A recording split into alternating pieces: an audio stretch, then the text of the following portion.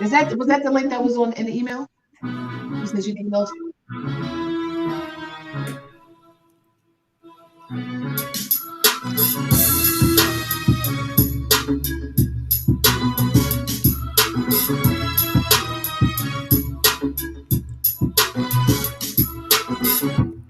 Greetings and welcome to Office Hours with Dr. G.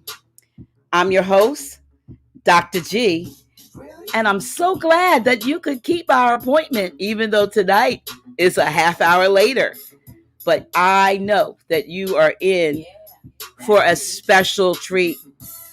Many of you have been waiting to hear from tonight's guest, and most of us are excited about the fact that she's back amongst us.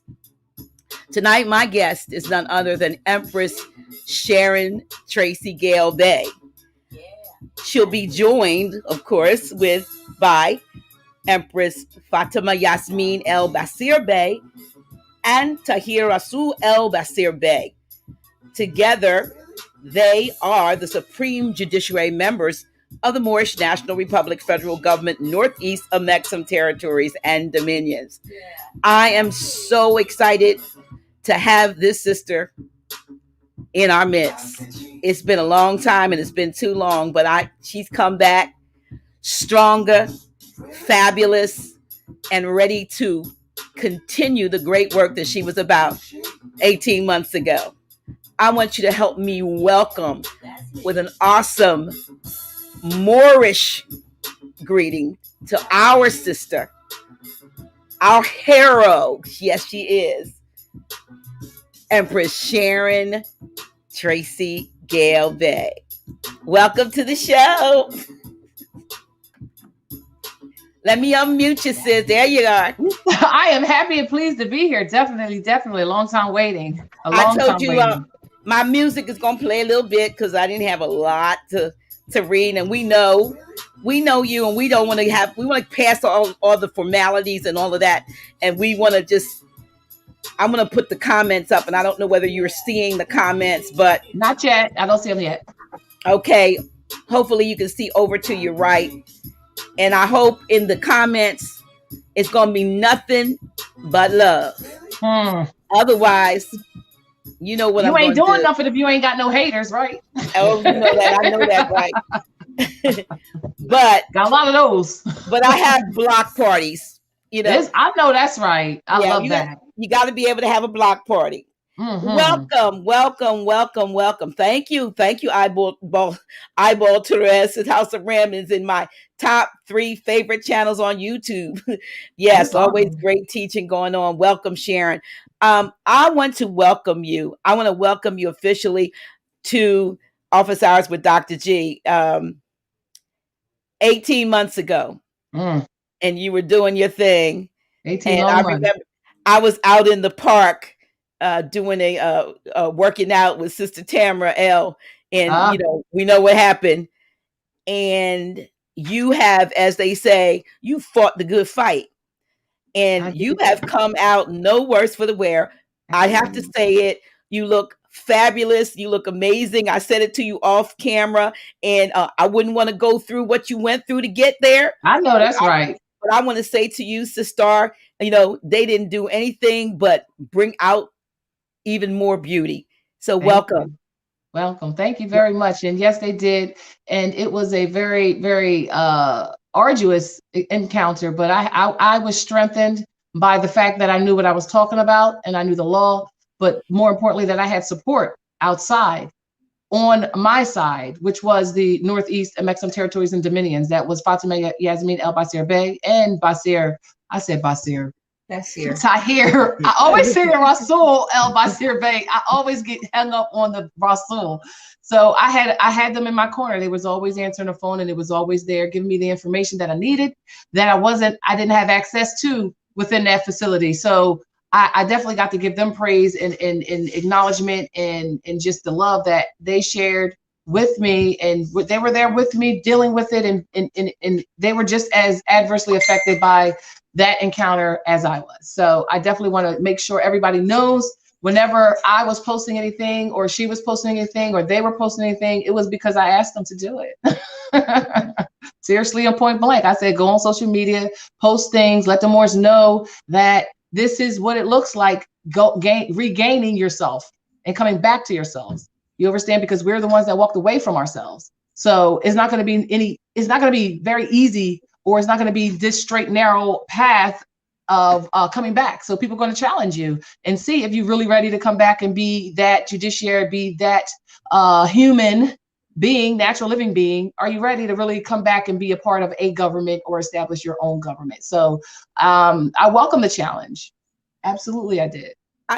Well, it's the thing, what I want to say during this 18 months, and I was trying to figure out how long it was. I was like, I was outside. Was it cold? Was it hot? Was it almost? I knew it was almost. It was the middle of summer. But I know that many people throughout these months have posted. I've seen posts like, well, what about Sharon? Who's working to get Sharon out? Why is Sharon still, kidnapped? And so it was coming from here, there, and everywhere. Why isn't so-and-so getting her out and all that? And, a lot of times people, that we don't want to go through the process, and you allowed yourself to go through a process. You didn't cave in. I know we're not going to go into detail about that because we're going to talk about nationality. But the fact of the matter is that a lot of people, they fold. They can't take what it takes in order to get through. And it's when you're going through, you got to keep going through to get through to the other side. And a lot of people, fall apart in the tunnel of what's happening to them, instead of pushing their way, seeing a light at the end of the tunnel, taking those lemons that are lobbed at you and saying, hey, I'm making lemonade, and I'm making lemon ice, and I'm making, that's right. Look, I'm making some. Well said by Beyonce and her grandmother on the Lemonade album. I love that album. So whatever, I'm going to work on me. So what, did you do before we get into, before we get into that, I want everybody on this call, I want to get a thumbs up. I want you to give us a thumbs up. If you're not subscribed to the channel, I need you to subscribe. Islam, and click that definitely. bell.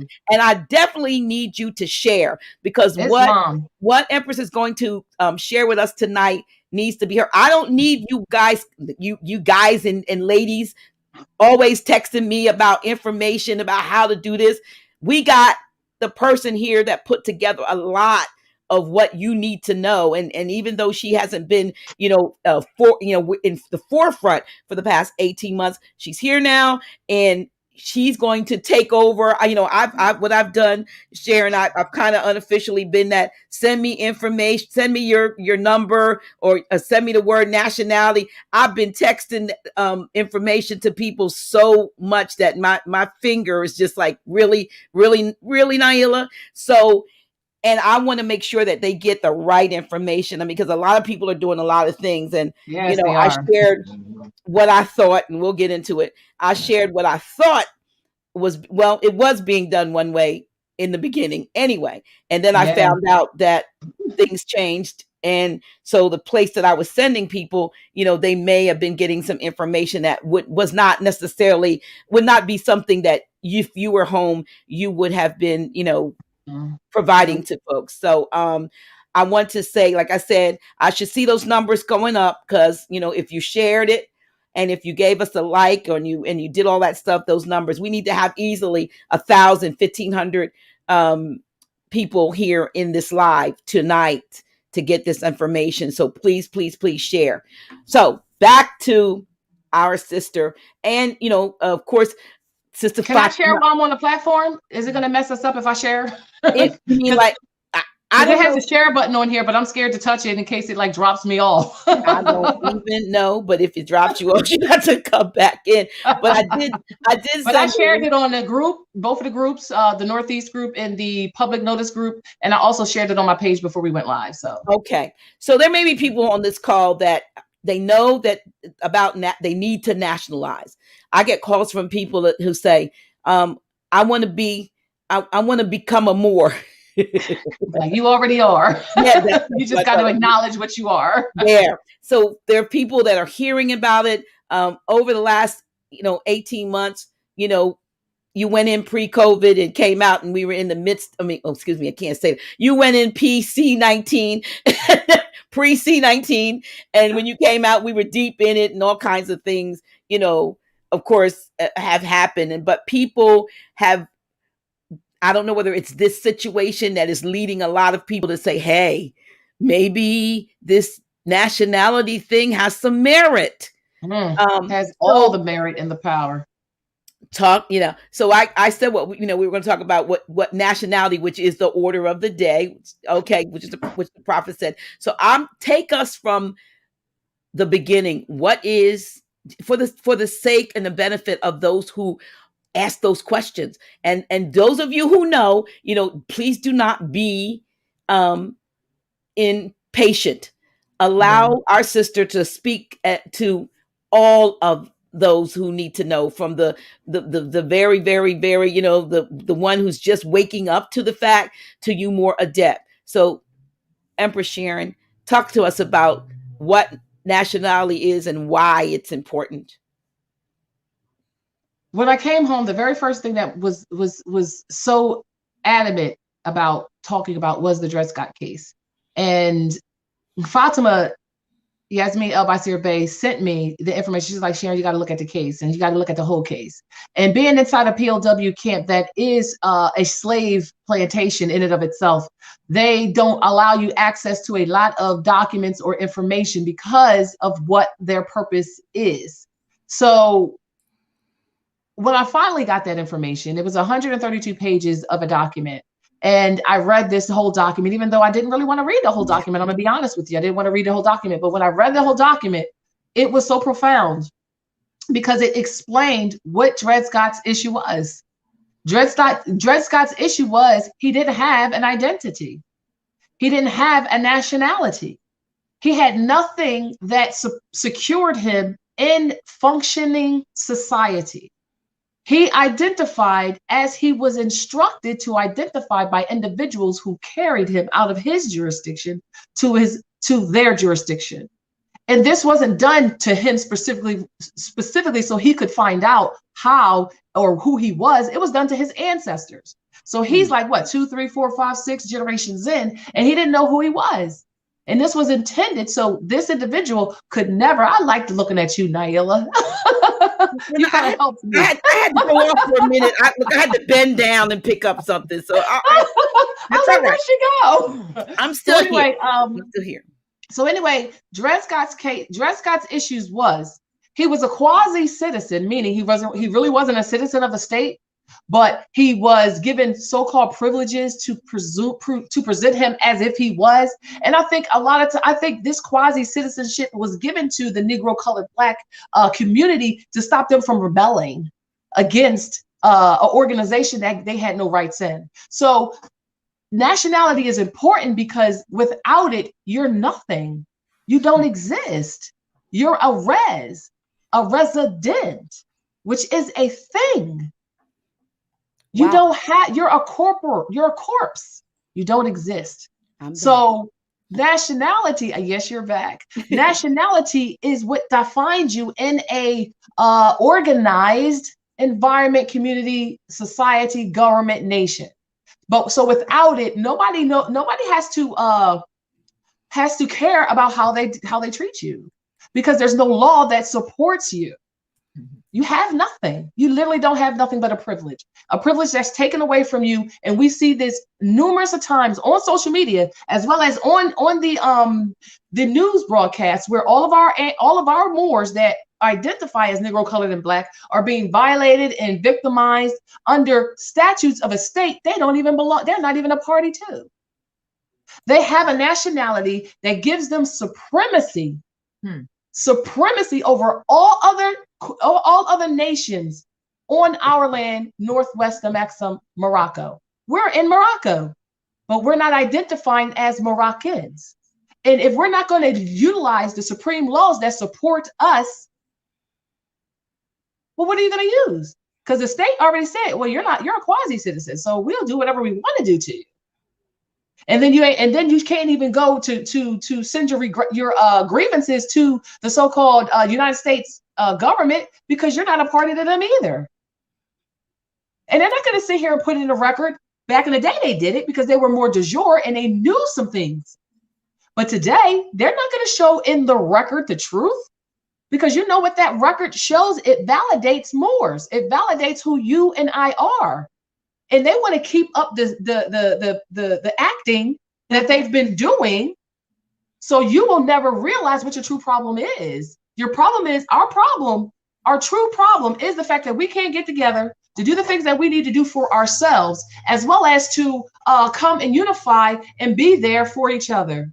We dealt with this when they first came over here, when we were doing the same thing we're literally doing now with the Arakan's Confederacy.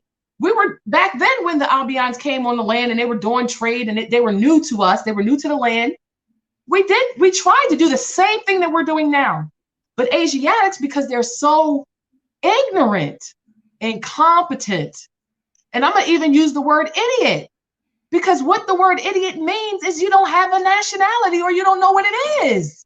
That's what it means. We talked about this in the last class, the last Dred Scott class 2. So it's available on YouTube, where we talked about what an idiot is. An idiot is anybody who doesn't have a nationality and it won't ever have one or ain't even concerned about it. That's exactly what that word means. So when I call a person an idiot, I mean, you really are, but you're not a person. You're the people. I talk about all these different distinctions because we utilize these things as Asiatics because we think just because we heard something from somebody else who said something that we know what we're talking about. And we can't even validate or substantiate what we've heard. And we can't even find it in the record or even know where to go in the record to get it. And I can say that a lot of Moorish organizations are at fault for this because we repurpose the law and we don't show where it's codified in the law, in the Congress. We don't show where it's codified in the law, y'all. We sit here and make our little cute little stationery to say, okay, this is the Constitution. But people don't even know how to go track it in the statutes and laws to find out how we force all of these corporations, as well as all of these foreign nations, how to act here in Northwest Morocco, right? Well, because the treaties are the law. So since, if we did do that, and we did, how did the script flip? How did we go?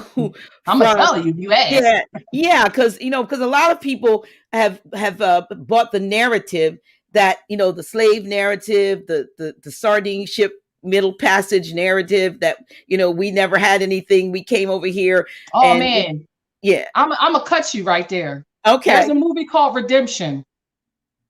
I just watched that for the first time the other day. I think it's called Redemption. It's a slave movie. I don't watch slave movies because I know it's all a fake. I know it's all fake, and I know it's a narrative that they want us to accept.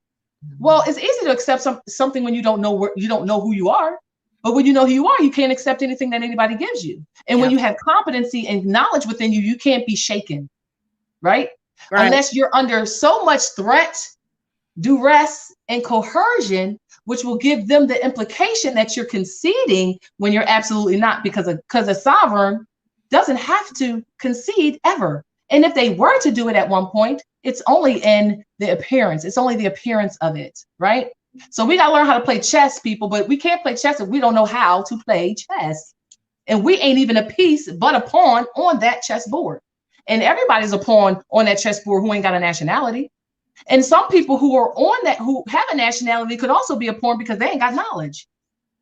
Knowledge is power.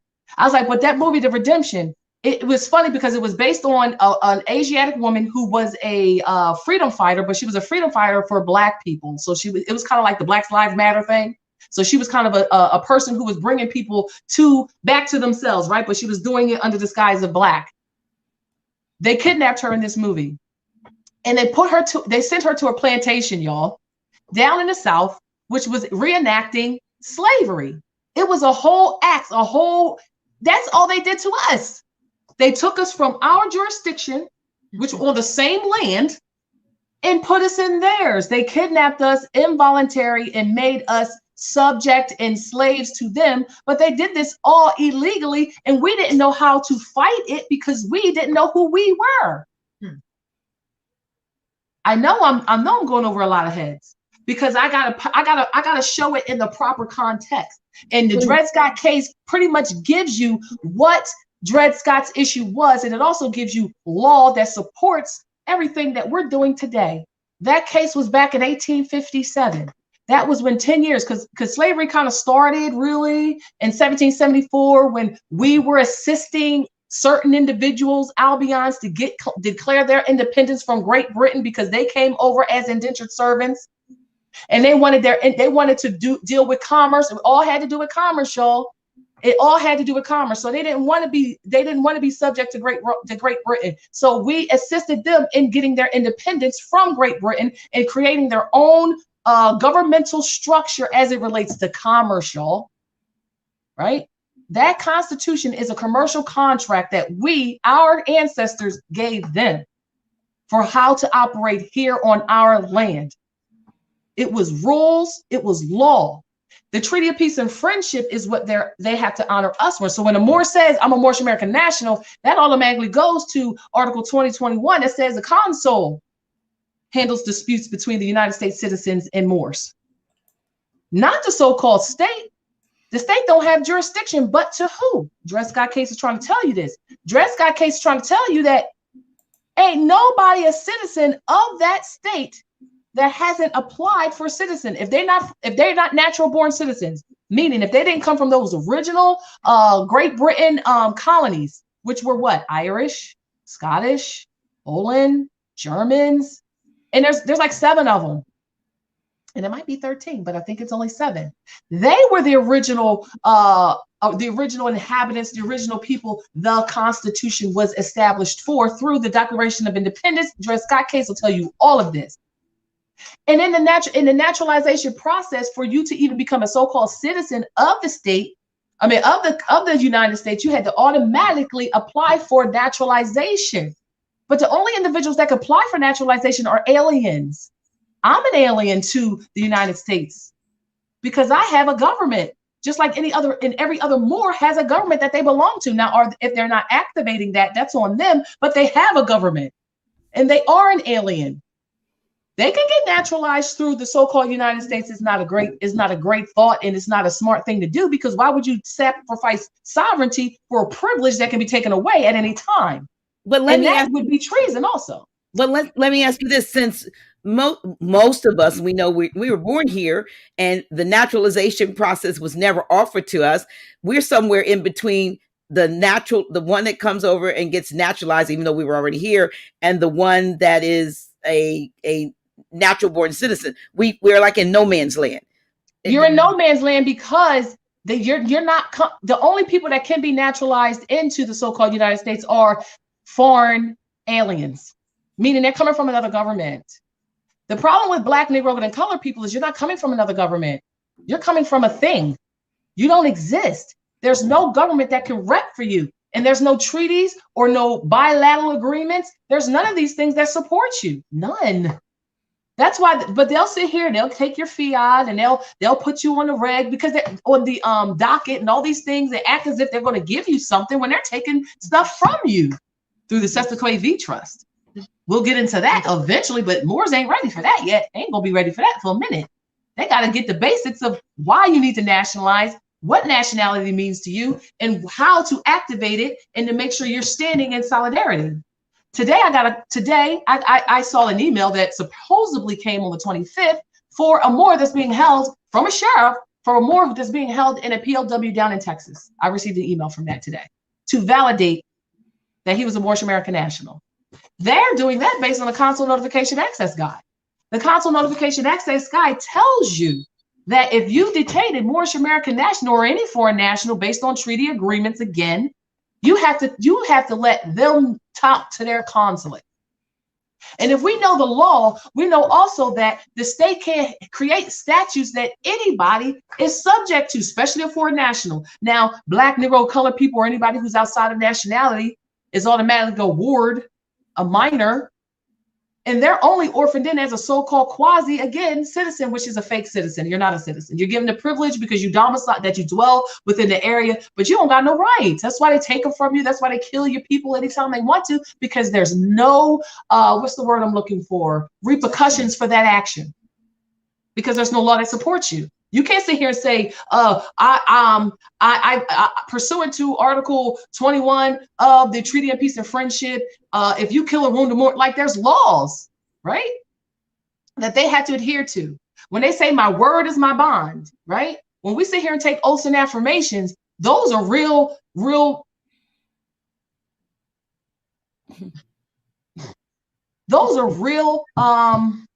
can I say? Pledges, obligations that you can be charged with if you violate them.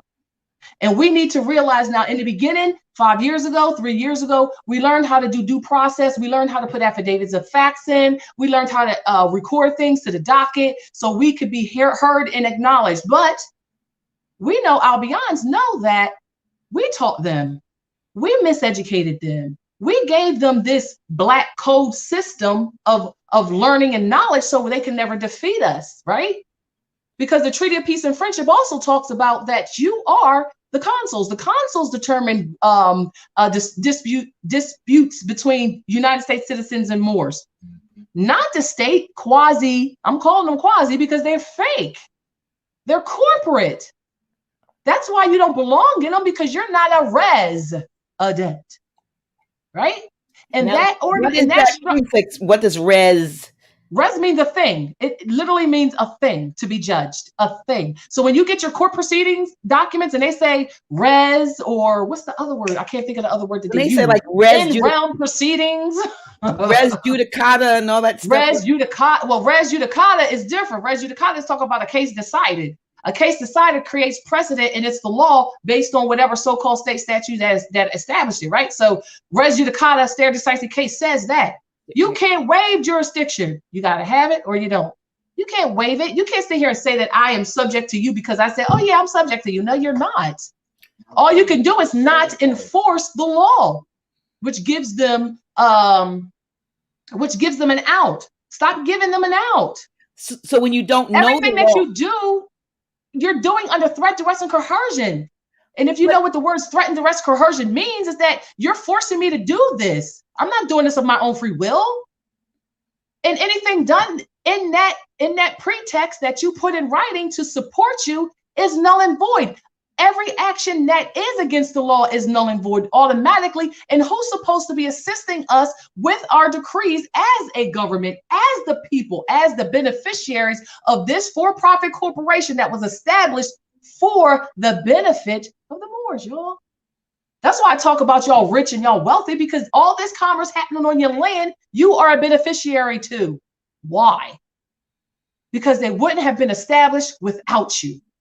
And they're on your land, and they're not paying their tributes to you. And they got you paying all this so-called fake fiat. You think you're paying for something, you're not paying for nothing, because fiat is not money. You are living under a monopoly system in real life, literally. And I got the law and the facts to support and to establish everything that I'm talking about. I don't talk off the hip. I don't talk about what somebody told me, what I might have got from a dream. Because if I got something from a dream, I'm going to validate it in the record. I'm not going to sit here and tell people to do something different that goes against everything that's out here today. And if we just coming out of nationality, we just coming out of Negro colored black status, and we don't even know how to read, write, or interpret the things that we're listening to, what makes you think we should be changing something as big as language and how to write a lawful document? Are you serious? I've had these talks in my head, sitting on a cot in a POW camp, that I knew I was going to come out here and talk to you guys. I was like, all right, I'm going to go out there and I'm going to have to whip the Moors in the brain, and I'm going to have to bleach the brain out of all that nonsense that they got, and tell them, look, you have to reference your stuff. Like when we talk about the lowercase lettering and the red ink, when we talk about that, and you validate and substantiate it based on 3 words or 4 words, in a Black's Law 4th edition. And I looked up on social media a document that was in script that put in parentheses that this means all caps, this means capital first letter. Like if all caps means you are completely dead, then all lowercase means you're completely alive. What? And that's what you base it on? And you change everything. You talking about linguistics, you talking about etymology, which Abdullah just posted. I just shared a page. Y'all got to learn basic structure of the English language, the English dialect, because that's what you're working with right now. We didn't have to figure out what things meant or any of these things because you couldn't play these tricks in Arabic and Latin. You couldn't play the trick on words in that. And that's why Abdullah talks about you need to know the root words, the root meaning of words. You know, the root meaning of words you will never be misconceived as to what a word means. And if you know the prefixes and the suffixes, and that ain't a lot. That's why I posted a book that I was reading in the POW to upgrade my understanding of linguistics as it relates to English, because we know English is not even a language. And if we know English is not even a language, and we created that for them years ago, because we gave them a dialect so we could communicate. If we gave them the dialect, that means we created the English language, right? And if we created the English language, we created a whole big, an instructional manual of how to speak it properly and write it properly.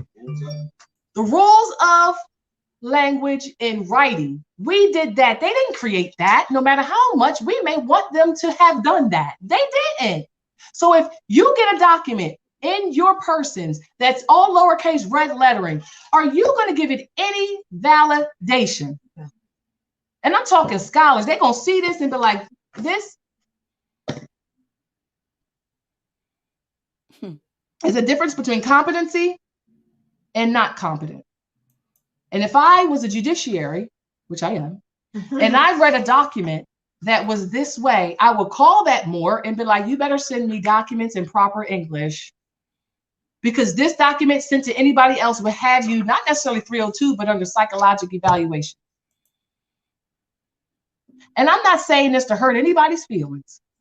What I'm saying is that Moors are the easiest manipulated individuals because of where they're starting with competency. They get us to believe anything that they want, because we have no base of knowledge.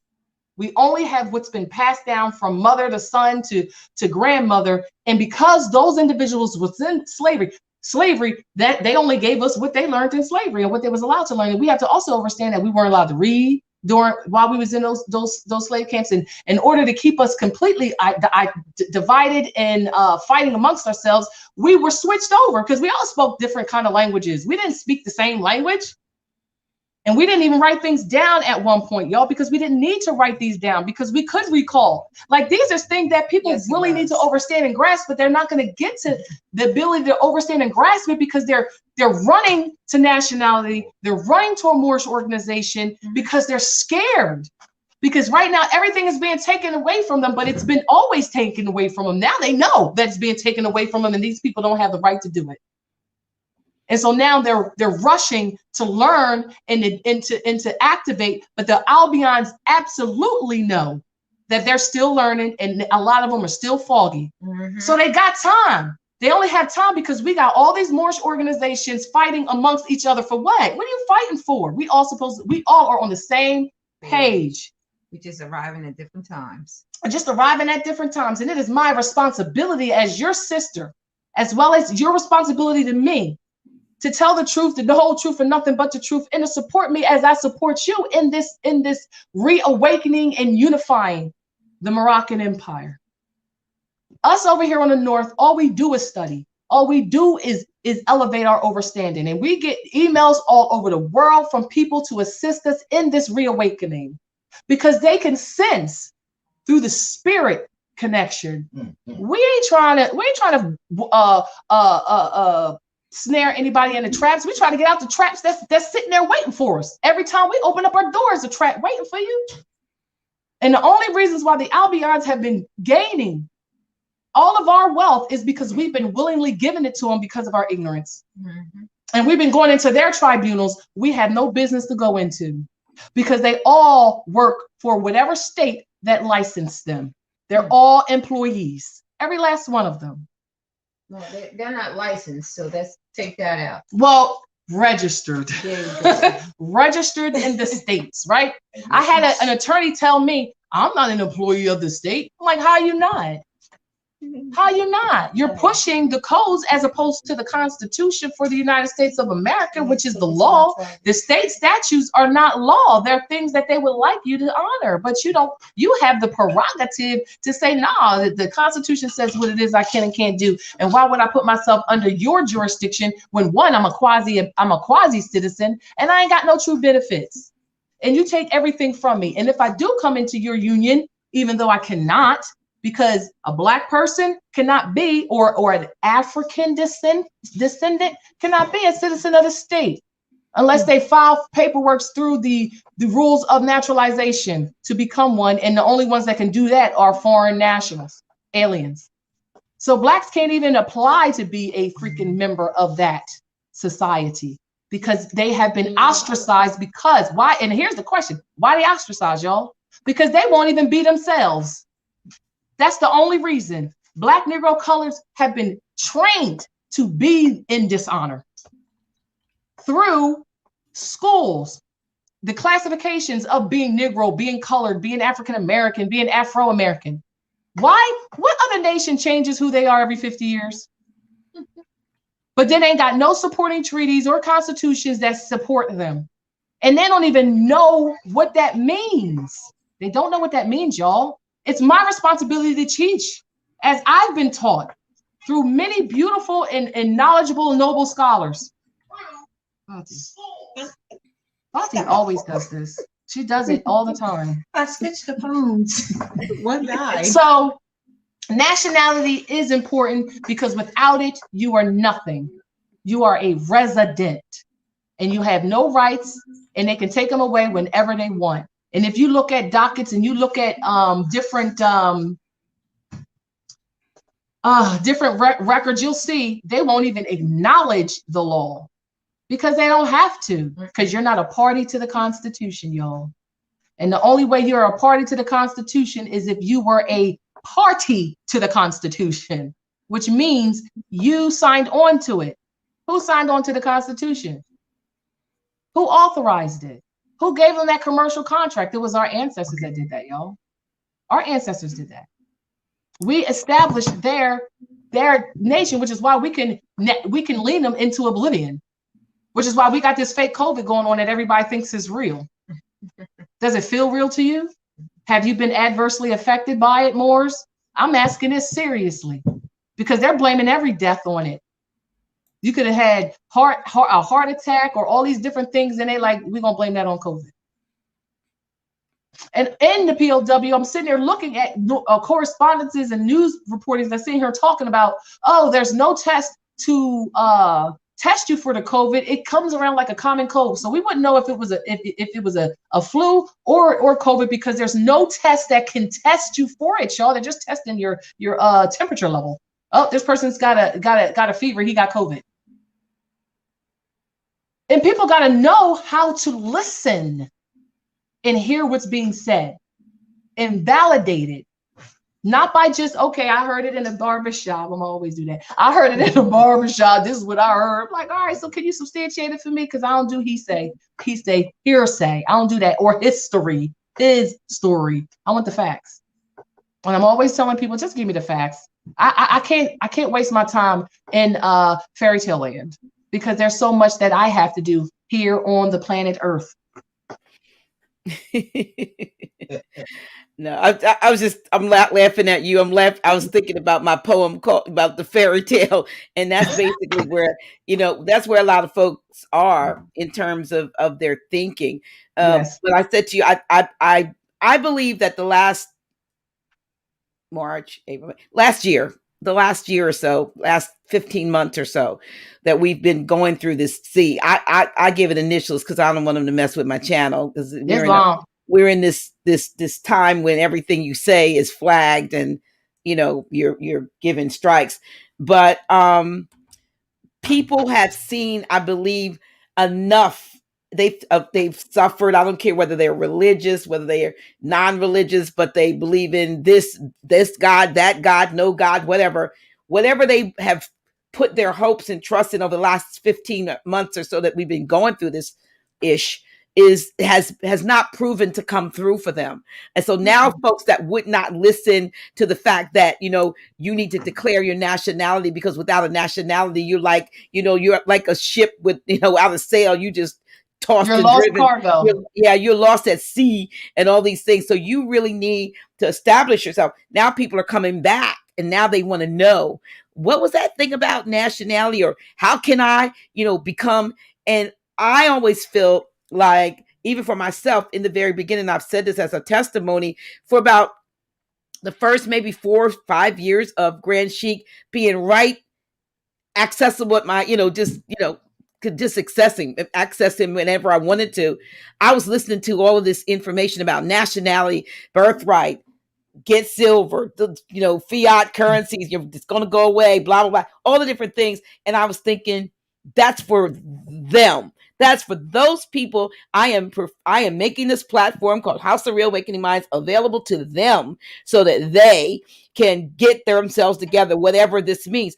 I didn't see the applicability to myself. I didn't have issues with looking for a place to stay, domicile. I wasn't trying to take a property and claim it. I thought I owned my home.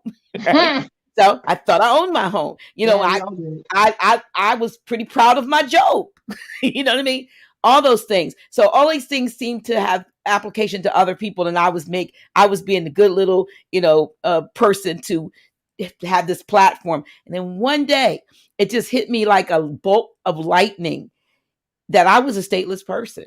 And then I started seeing, the fact that most people wanted things. They wanted a benefit. They didn't want to learn about why they were more and why they needed to declare their nationality. They wanted whatever they wanted to get a benefit. Can I avoid taxes? Can I avoid child support? Can I avoid? And I was thinking, can I get a house for free? But they didn't embrace it from a national standpoint. You know what I mean? And I really got disgusted with people who just wanted something and didn't want to give anything in return. Now But you gotta also. Yeah, I was going to say, I'm going to say, but you, as far as I'm concerned, have made the ultimate sacrifice, because there's things that you could have done to make it easier on yourself. And I've looked at some of the comments, and people are saying, and asking, they want to know why you're not, applying this to you. Well, there's some things that are still going on, and you can't say everything. And you all need to, and I'm addressing this right now. Those of you who keep putting that in there, you're not going to hear that, because this is not the platform for the information that you're asking for. And her case isn't necessarily going to fix your case or something for you at all. So everybody, you're going to have to walk your own plank. So I'm appreciative of the fact that Sharon, that you have come on the platform, and I sometimes try to avoid foolishness. I have, done a couple things here. If you, like I said, I don't mind having a block party, because this is not why, we are doing this today. First of all, we're doing this because I'm doing this because I am so grateful that, my hands were tied. I didn't know if there was something that I could have done to help and to push that along, and for you to be here home sooner, I'd have done it. And there were a lot of other people that felt that way too, but we need to learn. Yes. We need to learn, and we need to put into practice, so to speak, because if enough of us are challenging jurisdiction and these things, I'm learning stuff that 5-6 years ago, I wasn't thinking about this stuff. And when people call me now, I can have serious conversations with them based on things that I didn't even know I knew. But because, we hear it, I hear it, and I definitely hear it from Grand Chic. I'm always hearing stuff from him, but he's not God. People want to know, well, why didn't he get you out? You know what I mean? Why didn't you walked your own plank, and you still have some stuff that you have to deal with. So no, she's not going to address what you are asking, and you know who you are. Okay. And you got to also realize Moors, they live in fear. A lot of our Moors are being so attacked through their root chakras right now. And they've been attacked for a long time. So you would think they would actually be used to that by now, but they're not. And the reality is, when you have been so disenfranchised, people like to use that word, but I don't really like to use that word. When you have no base for who you are or where you come from, you don't know what to look out for. You don't know what to want. How can you want something if you never knew that you had the ability or you had the right to want a thing? You don't understand? I was like, learning nationality, learning the laws. Wow, it's profound. There were nights I sat in that bed like, oh my goodness, Right. It was the law. It was my creator. It was Fatia Yasmin El Baisir Bey and her consort, who always picked up the phone when I needed to really talk. And sometimes I just needed to talk to somebody who wasn't crazy. I'm just going to say that. Right. I was like, because that facility had a lot of us in there completely and utterly gone. And it was not their fault. And I'm not even going to just say us. I'm going to also say Albions. Gone. Like, gone, y'all. At a level that you won't even be able to appreciate. I sat there and I used to walk around the square. I didn't really talk to people for months because I didn't know what I was going to be talking to. I'm going to be real with you. Because when you start talking to somebody who has absolutely no basis, meaning they're at rock bottom, y'all, but they don't know what it looks like to look up. They don't have a clue. They're looking down still, thinking they got farther to go. Only place they going next is death, and many of them went there. I was like, so it was the law that strengthened me. It was knowing that I'm right and you're wrong, and knowing who I am and what supports me. The law supported me in a lot of it. And it was so devastating that I'm going to just say, y'all, who has 10 status hearings? I'm just going to say that for the record. I want to give y'all more. I want to. But I want you to walk your line, because you got to walk your own line, just like you said. Don't matter what happens to me or what happened to me or what I'm dealing with. You're going to deal with your own, because just like I used to say in broadcast prior to going in there, I do not have a superhero cape, and I can't fly down when you getting pulled over by a policy enforcer, kicked out of your domicile because you ain't pay your taxes or whatever reason. I can't do that. And if you can't stand on no foundation of knowledge, you are going to get swept away with the current. But here's this thing. You ain't going to be able to swim your way back. I can swim. And I can swim because I have knowledge. And I can reinvent myself because I have sisters and brothers who's there for the fight and who's there for the unity and who are truly sisters and brothers, and we ain't all come out of the same Stargate, but we did come out of the same Stargate at the same time. So it's not important to know, because at the same time, we thought we were Negro colored and Black people, y'all, for over how many years? And we ain't think that because it was learned from our parents, because our parents would be like, oh no, this is who you are. But like, well, why didn't you never tell me? Why didn't I never know? How you gonna want to hear something when we identified as being Negro colored and Black, and that has happened to nobody else. Everybody had a nationality. I thought it was weird that everybody had a nationality, had something to live for, and we was the only ones that was just living like scum of the earth, even though we might have been in beautiful houses or had, very high city things. We still was judged just like our people down in the ghettos. Don't think that we different. The ones that was able to come and rise to a certain level, they was looked at as not necessarily just Sambos, but they were looked at as informants or mercenaries, or what's the other word? I can't think of it. An enemy combatant. I don't know what the words are, because they're like, whoa, they can rise up the ladder that we kicked down for them. And they still rising, and they're still adding to joining our organizations, and they can't even be a party. And the Dred Scott told them that over 100 and some years ago. And if they would only read the darn document, they would see why.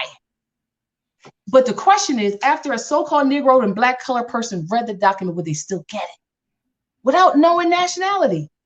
Because can you really fundamentally grasp something that you never knew existed for anybody? I mean, for you. Wondering why the Chinese people don't want you walking in their establishment. Why everybody kick you out? Because you're an outlaw. You're not operating within nature's law. You have left the building of your nativity. And you're looking to jump on everybody else's. And they're like, no, this is for us. You have what you need, but we can't tell you what it is because you should already know. Your mama should have told you. And your mama should have made it important for her to learn it so she could save you. But as of right now, everybody who's born Negro, colored, and Black who haven't declared and claimed their nationality, every baby they squat out of their vagina is getting thrown right into Goliath's mouth, literally. And that's truth. And it hurts. But I would rather tell you right now and people change that than you to actually have to deal with it in your proper person. For you to have to actually see it happening to you, and now it's too late. You can't do nothing to change it because you're already gone. You're swimming, and you're going with the current because you can't paddle. You don't know how. Nationality is our birthright. International law supports you on declaring or proclaiming nationality. No state can deny you. They're denying you because for so many years you've been operating as their residents.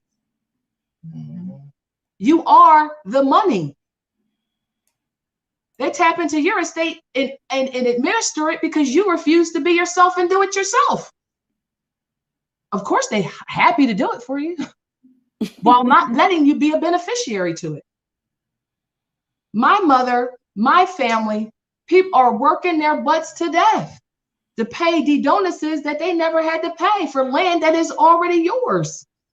But because we don't want to sit here and learn and educate ourselves, and we got so many organizations out there trying to get whatever they can from Moors while they're still in their ignorant phase, we're supposed to be coming together no matter what. And if a Moor calls you and asks you a question, it's my responsibility to answer that phone and to tell you what you need to know. And sometimes I'm gonna act like Chucky.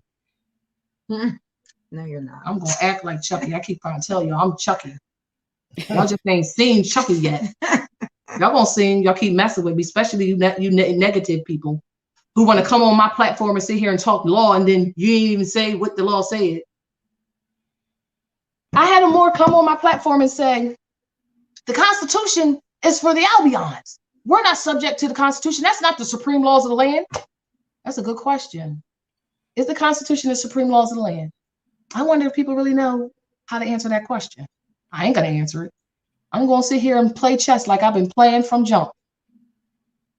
Play chess and see what people know. Because I've always sat in the corner and I just watched. My whole entire life, I watched. It's not until I turned 30, like about 28, I'm gonna keep saying I'm 28. 32. I'm 28 years old and I will always be that. So don't ever tell me I'm not 28. All right?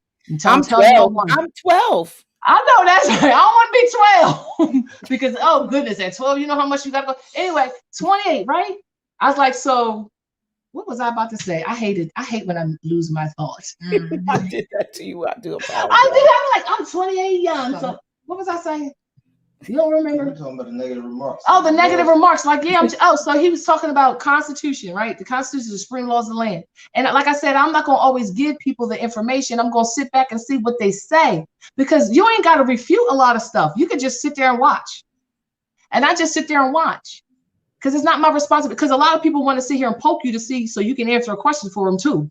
So they'll sit here and try to act like you don't know, try to play the devil's advocate so you'll answer a question for them. I'm like, no. We're supposed to be building and you're supposed to be competent. Don't sit here and try to act like supreme laws. It's their supreme laws. They're subject to that.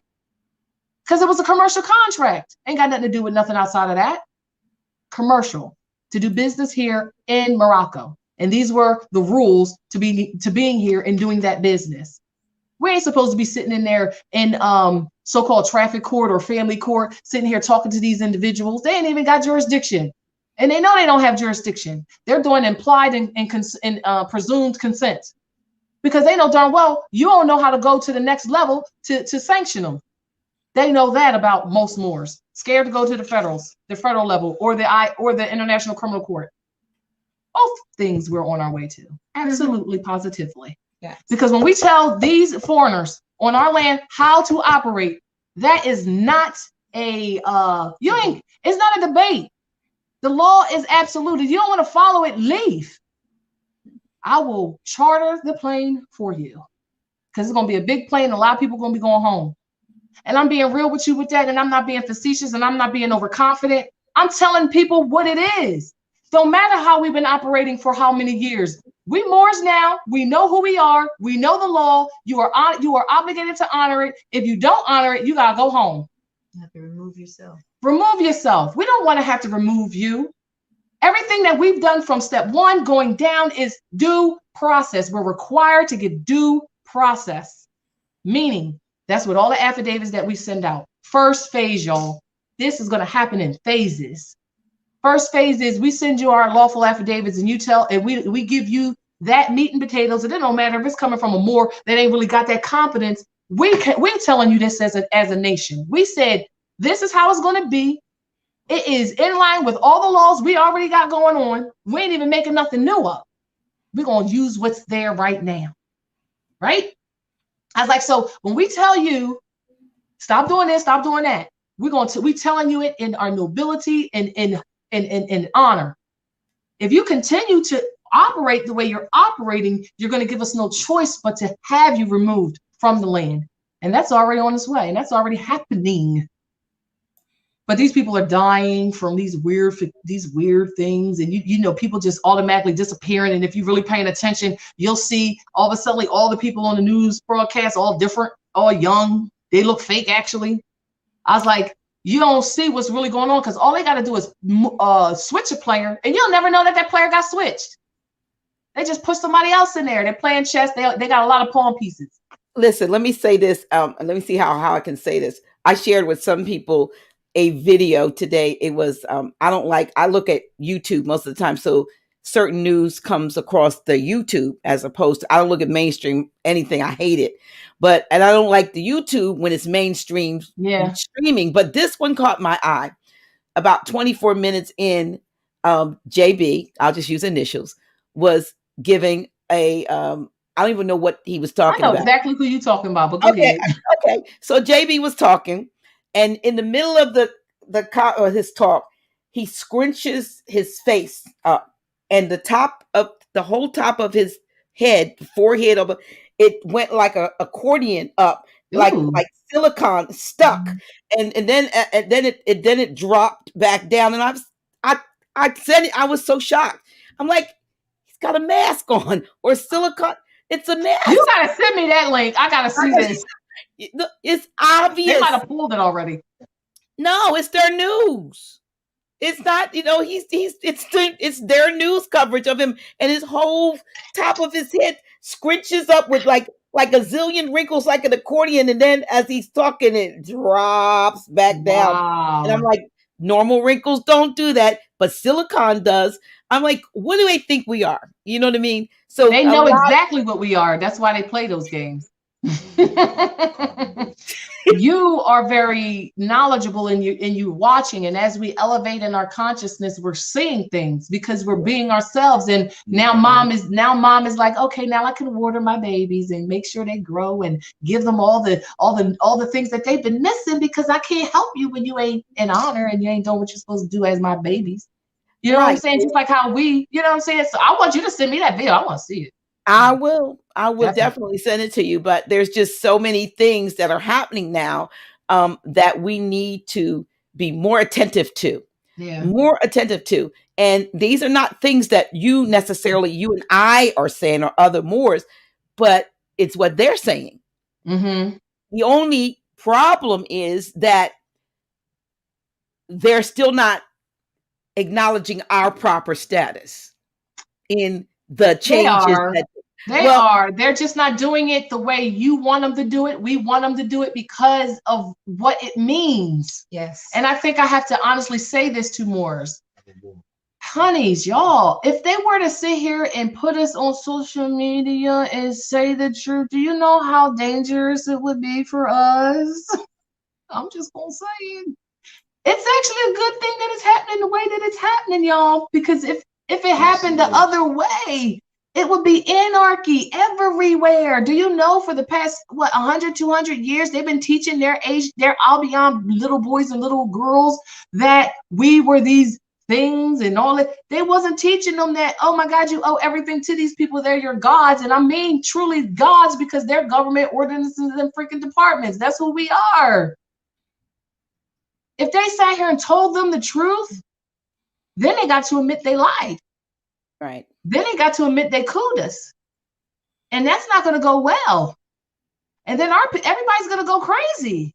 And it's going to be worse out there. So even though we would want that, it's happening in due care. I'm being honest with you.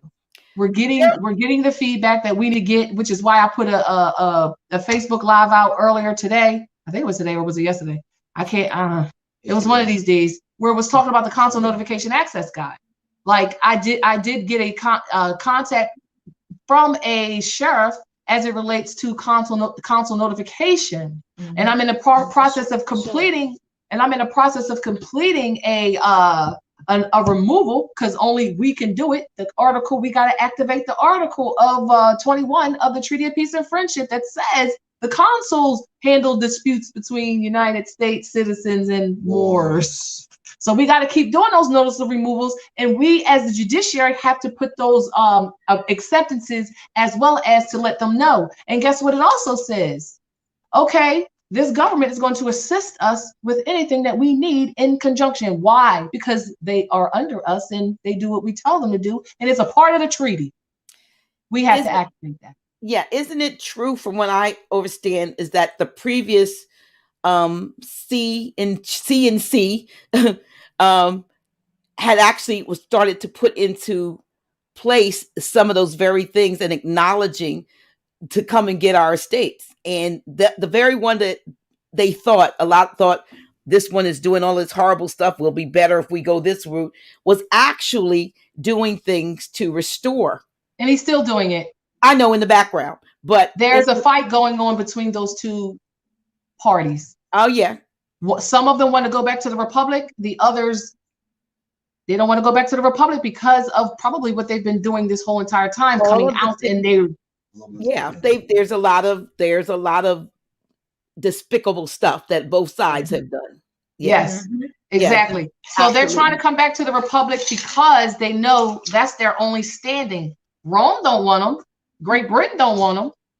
Can they really go back there?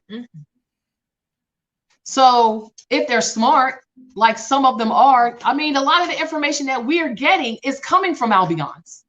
A lot of these Are You Lost at Sea and all these different articles, they were written by Albions who started the sovereign movement to get back to the Republic, because they realized they nullified that union by incorporating or allowing themselves to be incorporated through the debts that they owed after the war. You're right. Now, there are some people that want to ask questions, and let me say this: you can ask questions. Will all your questions be answered? Not necessarily, because I think I made the point without calling your name out, and you know who you are. He's a troll. Everything, whoever he is or she is, cannot be shared at this point. Now, we can go back to the ones, because some people want to know, Sharon, how to nationalize. That's why I was running. I'm going to run it again. The information as far as how to connect with. Here we go. The Moorish National Republic federal government. That's why I'm running this under here. When those of you who are looking to who would like to nationalize, if you have to play this back, because it will be recorded, it is being recorded rather, slow it down till you get this address down there and all that. And I'm also, I guess I can also put the email address up. It might be easier I have it. You can email, or you can write. This is probably a little bit more. They probably should get the email address, because if they email you, I can just send them the instructions. You'll be sent the instructions. So I'm going to put the email address up.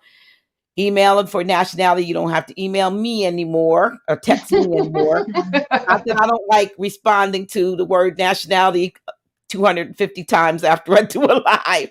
Look, But I have mine pasted into a notes, and I paste and copy, pasting copies because I get tired of doing it too. I do too. It's in notes, but it's just the number that I do. But now that you're back and you're doing what you're doing, and the other question I asked you was, did it matter since you're Northeast, amongst some territories? Was it if anybody anywhere, if they, there are other territories, but you can send your paperwork to any of the consulates, right? Yep, you can send it to. It's your prerogative. Right. So I'm going to put the email address up. I'm going to type that in. And so for anyone who's asking about nationalization, this is going to be who you contact. And that'll make it easier. Now, as far as questions, that, there are just certain things, and I asked you some things before we went on air, and I found out things that, right now you're not at liberty to discuss. And I respect that. And so I'm not going to disrespect that because some people keep putting the same nasty comment in, because obviously they're not a regular, because they know how Dr. G is. I'll give you everything I got, but what I can't give you what I don't have. And as simple as that. You can reach out, I'm pretty sure, to you and write, once you get the email, ask questions in the email. And if she's able to answer those, and I'm sure you will, but there's some things that just are not going to be discussed publicly at this time. And it's just what it is. I'm not going to. Queen Valahera talked about the battle versus the battle, right? Mm-hmm. And when you're at war, because that's what the battle is, that what the court systems are, would you put on a social platform something that they can use against you, or try to against you? So like if you were like literally on the battlefield, let's use an actual battlefield. If you were really on a battlefield, would you sit here and put on social media, oh, we're gonna be over here, y'all? We ain't gonna do that. It's not smart. It's not intelligent. Yeah.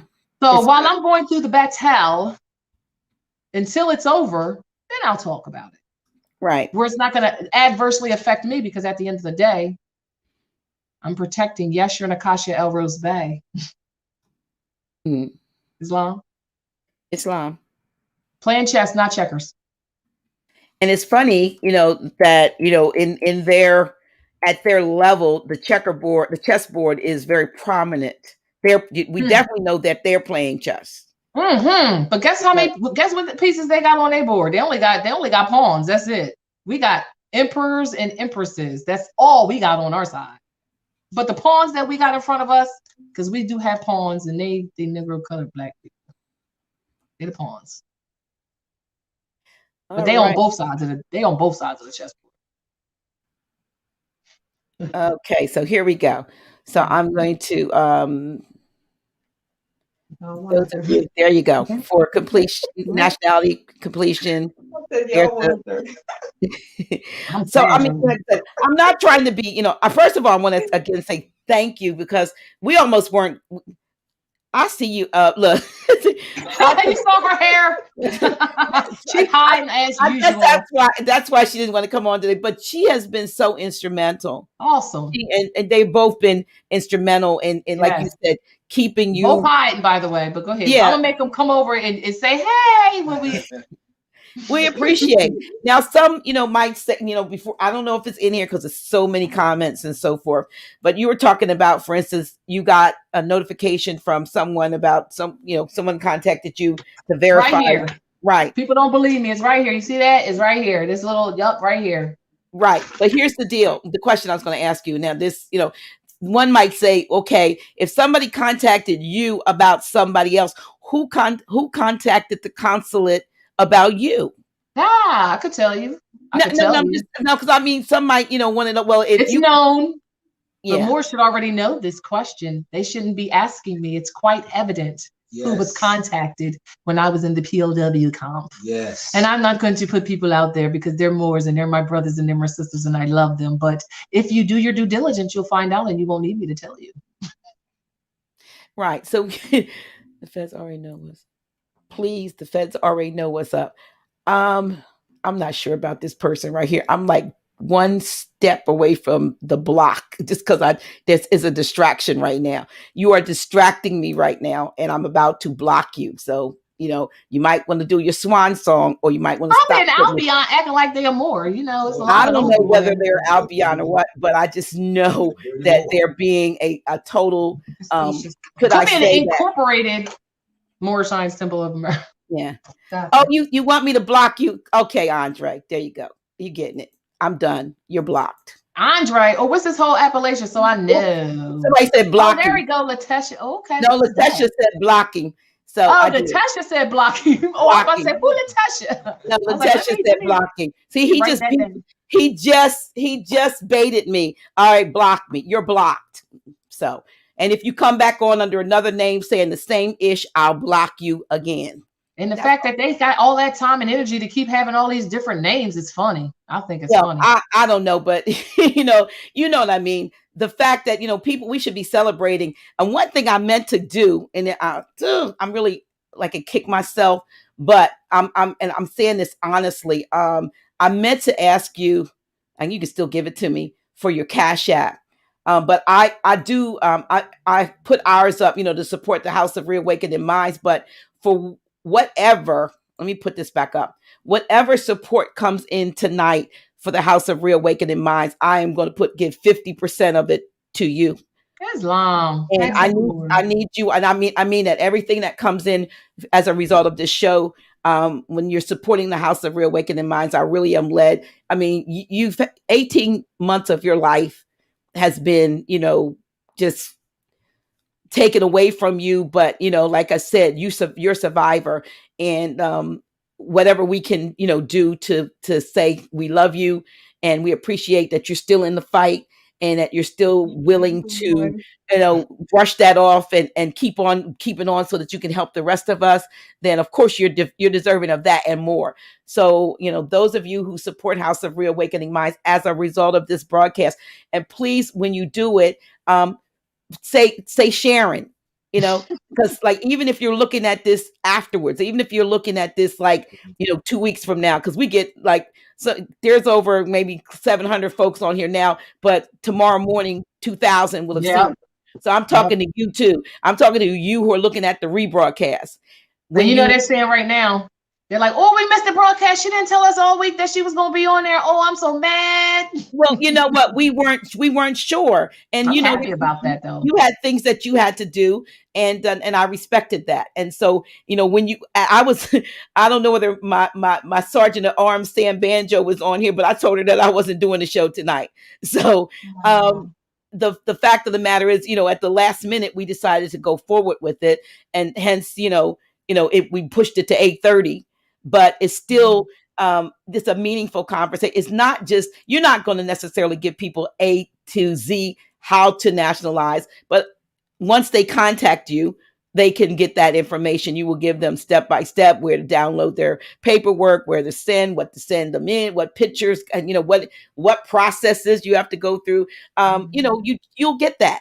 So if you want to nationalize, I'll go back to it, but I just need you to see, when you support, as a result of this show, please put Sharon's name in the for section or in the note section if you're using PayPal. And when you're supporting the house, where everything that comes in with Sharon's name, we're going to just split 50-50. Appellation, Nyla. You're right. I know that. Appellation. I do know that. That's like a Freudian slip. With Sharon's appellation, please I will make sure that it gets to you. And I really do. I will do that. Even if it comes in 6 months from now, if it says it's going to still happen, because we have to learn how to support each other. You've been, you were given these classes and you were boldly, and I know that there are folks out there that, are not going to be happy for anybody one way or another. All, what do they say? All skin folk or ain't kin folk. I know that's right. That's the way I'm saying it. But some folks that look just like us are the worst, are the absolute worst. Absolute worst. And so, just like, I don't know what that Andre Bey person is or was, but I know one thing: ignorant is a good descriptive. Mm-hmm.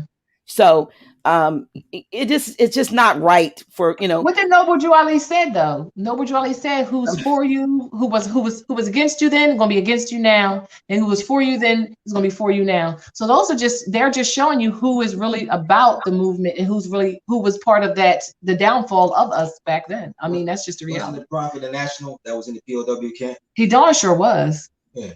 He darn sure was. I think everybody has to show themselves approved by what being incarcerated.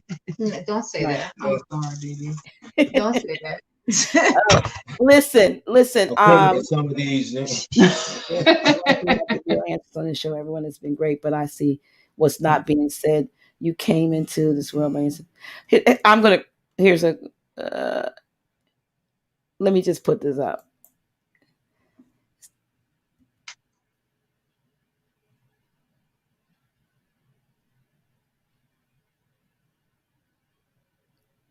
So, but I agree to an extent, but I also believe that we have to work together. Mm-hmm. And you know what I mean? Maybe the exiting may be alone, but in the interim between the entry and the exit, there's something called unity. And that's one of the things I think we lack. It's being your brothers and your sisters' keeper. You know what? If you don't be that, then you're nothing. That's in my opinion. We all have to be there for each other because you can't do it by yourself. There's no I in team. Nope. We are one, and the realities are Islam. Chapter 25 of the Holy Circle 7 Quran says we're supposed to assist each other, and we're supposed to be there for each other. And if any one of us are in need, we're supposed to be there fighting for each other, right? I was like, so one of the things that I want to say is the reasons why I started the broadcast, the reasons why I've done everything that I've done is because it wasn't there, y'all. I was sitting there like, wait a minute. When I realized that, okay, we had to form the government, we had to do this, we had to do that, and nobody was necessarily doing it, or you just couldn't find them, let's say, because they weren't visible, they were all on the private side. I was like, so there's millions and millions of Moors that need that support. I was one of those Moors that needed that support. I was always running around looking for where our government was, not realizing, okay, we got to establish it. We have to come out there and be that beacon of light for each other, and not to always sit here because this is uncomfortable for people who aren't ready to do anything. They were comfortable in their Negro color Black status. They had a semblance of, I guess, whatever they had, and they were comfortable. That's not everybody. I was like, so when somebody's in need, it's my responsibility to assist them, especially if they come to be like, yo, look, I need this. I'm like, all right, this is where you can find it. Try this out. You can find out any records you want to find out, but you got to also understand everything is being misrepresented right now. Right now. Completely. Now, listen, I'm going to put this one up because we're just talking about coming to each other's aid. Here, this Ray Hall says, can you help us in Flint? Now, we know Flint, Michigan. We know Flint's been attacked largely in the language and paperwork to shut their courts down. You know, Flint was, when you think about the water and the situation with the water and the fact that they knew what was going on. And to shut the courts down. Mm-hmm. I have did some research on it. And, right. Hi, y'all. This is Fatima. While doing Yesharin's case, helping her with her case, I ran across some things that, could help in Flint, Michigan. I'll send, if you put your email up there in the comment section, I will send you what I have.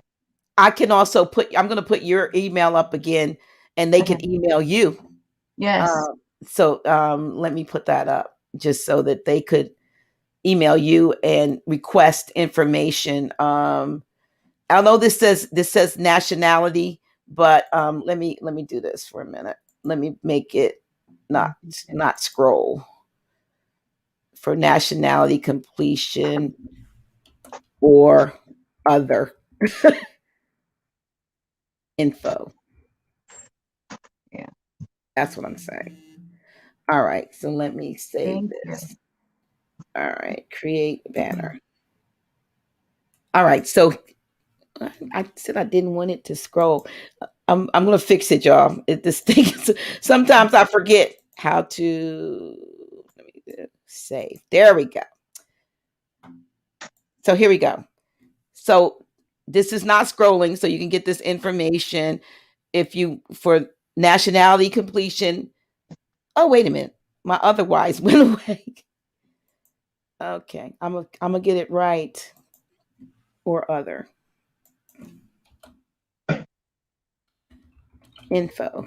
Okay, my apology. I want anything that they need to contact you all on. There it is. Right.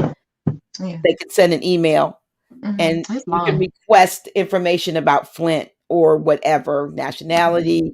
If you want to ask a question that may not have been addressed here tonight, then you have a way of contacting them. Definitely. All right. So, and the website as well, because the website is functioning. We do have it back up. I do have to make a lot of changes to the website because the person that was originally overseeing the website is no longer available. So if there's anybody out there who absolutely knows how to do web design, I will do it. It's just going to take me a little bit of time to do it. But as of right now, a lot of the lawful documents, as well as the process for nationality, is still up there. I was like, so it's there. The documents are available, and you can click on them and find them. I'll do a tutorial, probably, let's say. Is that right? Yeah. Wait, let me March. Yes, that's right. www.moorishamericanconsulate.org, because it has a button on there where you can click declare, proclaim your nationality, and it'll take you automatically to the documents, and they're downloadable PDF form. And I think some of them are Word form where you can fill them in. But the PDF one, you just print it out and you fill out the documents. But I'll do a tutorial on how to navigate that website so Moors can find that out. But in the meantime, before I do that video and before Moors feel comfortable actually going to the website to do what they need to do, because there's a lot of public notifications on there. It's a lot of information on that website. But the information as to where to send the nationalities is on this platform, because I haven't been able to update that. Now, the number that was originally out there for consul notifications was my 610 number, which is right now not active. I got to turn it back on, y'all. So once, but I have the number that we currently have up there, which is 856-982-8023. That's 856-982-8023. That is the number currently right now for consul notification access, notifications for Moors unlawfully being detained at these POW camps. Okay, let me put that in. Okay, let me create the banner. The number now, this is for Moors. Now, are these the Moors that have declared their nationality? It has to be, yes. For POW extractions, they have to have already declared and proclaimed their nationality. Okay, we're calling POW. Oh, and they're supposed to have a MAC number as well. So I don't know if all the organizations out there, all the Moorish consulates out there are still doing that. It is imperative that they get a MAC number. If you did have declared or proclaimed your nationality through other Moorish consulates, please email me a copy of your records so I can update the records. Because if they call me and I don't have the information that I need to validate that they are a Moorish American national, I'm going to have to go around calling all these consulates to find out who nationalized them. That's why the first three letters are the Moorish American consulate, and then the fourth letter is the identification as to what specific consulate nationalized you. So it'll say Moorish American Consulate, N for Northeast, O for Ohio, or A for, I don't even know what A is for. Arkansas. So it'll have those, and then it'll have a 9-digit number, and that will let me know what consulate nationalized you. And if I don't have the records of your nationality documentation and photo ID, I can contact that consulate. But I know all consulates are not the same. They may not necessarily have your record because they give you all of your records. So if you just send your nationality, a copy of your nationality documentation and MAC number, we can merge you into the national database. So when we get these calls, we can spring into action, and you don't have to sit there and be in these facilities as long as, some of us have. What's that number again? 856. It's 856-982-8023. So that's 8023. And I do sleep, y'all. After about 6 o'clock, send a text message. Okay. And yeah, because the phone goes off after, because obviously nobody's 24-hour. Did I do that? So be mindful of that, and be mindful. We're on the East Coast. So So know those time zone differences.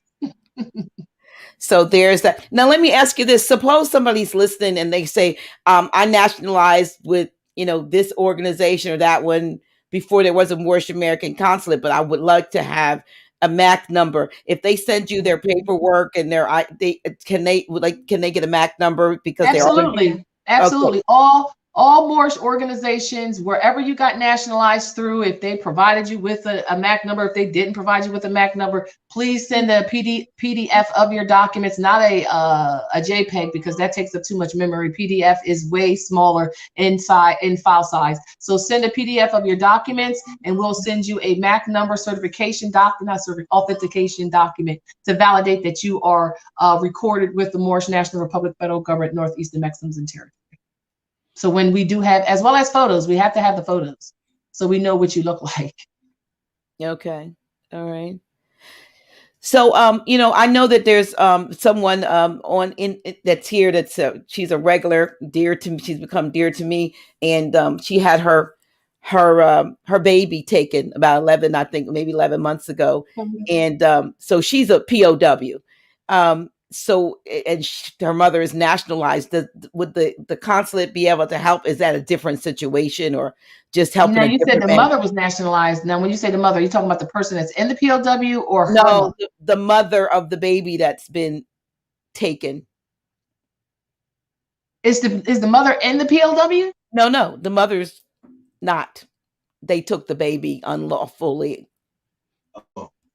How did they do that? We got to talk about that one offline. I want her. Yeah, I'll get her in touch with you. How about we got to talk about that offline. We got like I said, they know who knows what they're talking about and who doesn't know what they're talking about, and if you can't utilize the right, correct language and as it relates to law, as well as when we sit here and start, this is one of the problems having children within these POWs, because not POWs. Well, yeah, they are kind of POWs because they won't try to let you go unless you do sign the documentation. So when you have them in the hospital, I was like, because they have they have their protocols and their procedures to make sure everybody that comes out of those facilities sign those lawful documents, and they'll try to take your child if you don't do that, which is why before you have a child in that facility, you got to make sure you put them on notice if that's what you plan on doing as to who you are, what's going down, and what you're not going to allow. So birth plan. There you go. You got to have a birth plan before you go into those facilities, because they're going to make an assumption and a presumption that you're a Negro, colored, and Black. And before you leave that facility, you have to sign documentation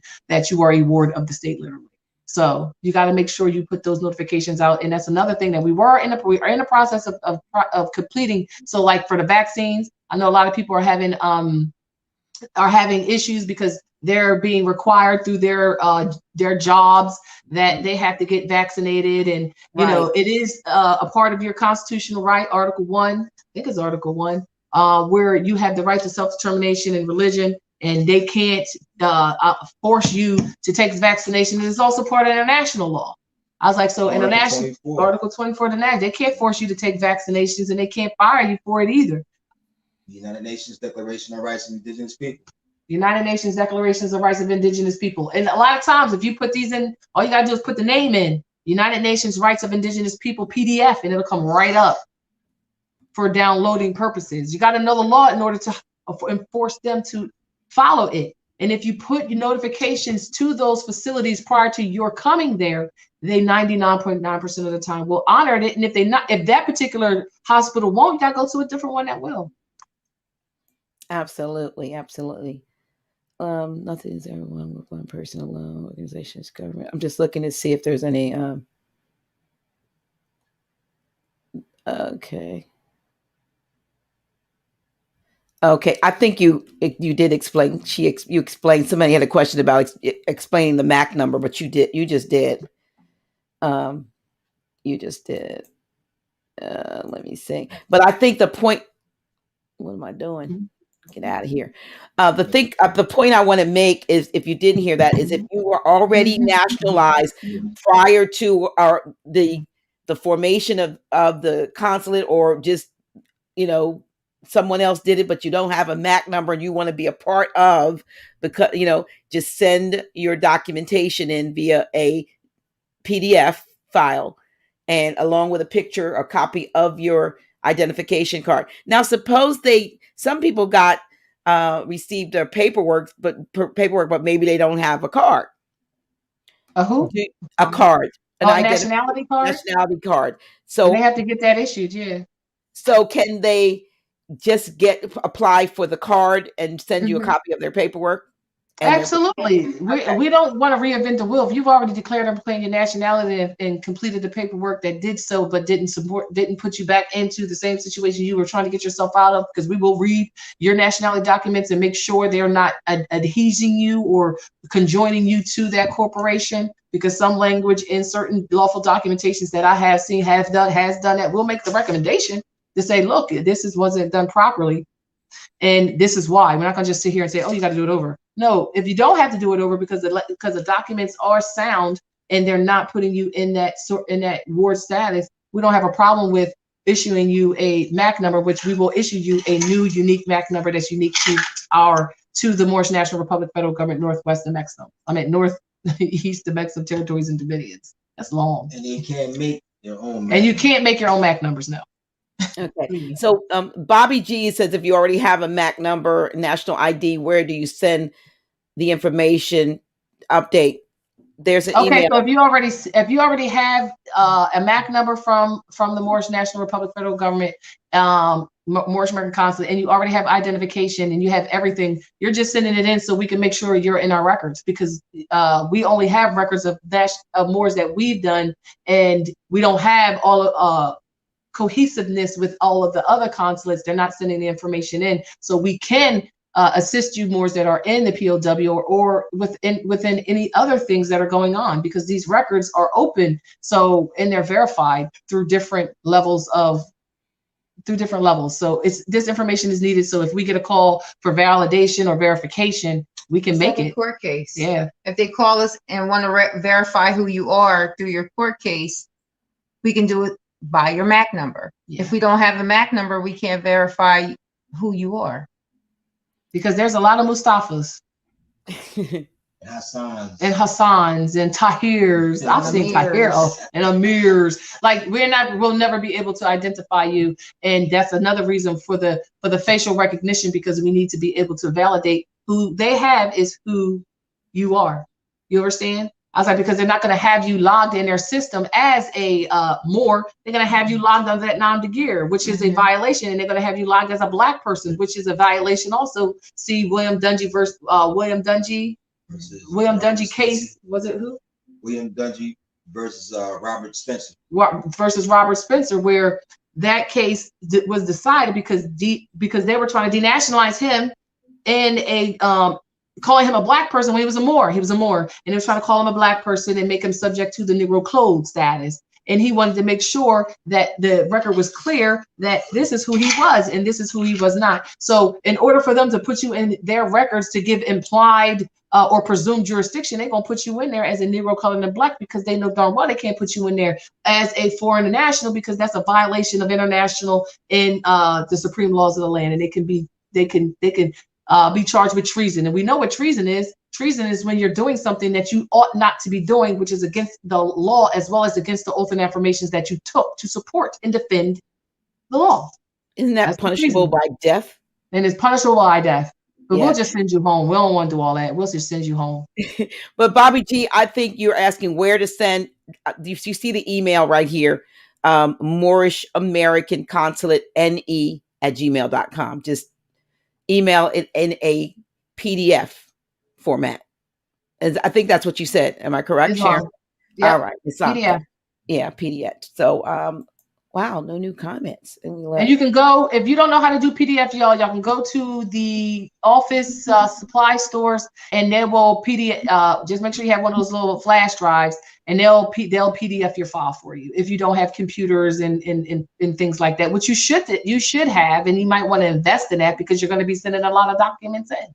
So you're going to need those computers or laptops and printers to complete this work, because it's a lot of work you've been doing. It's like we've been on vacation for a long time, but it hasn't been a cool vacation. It's been a bad one.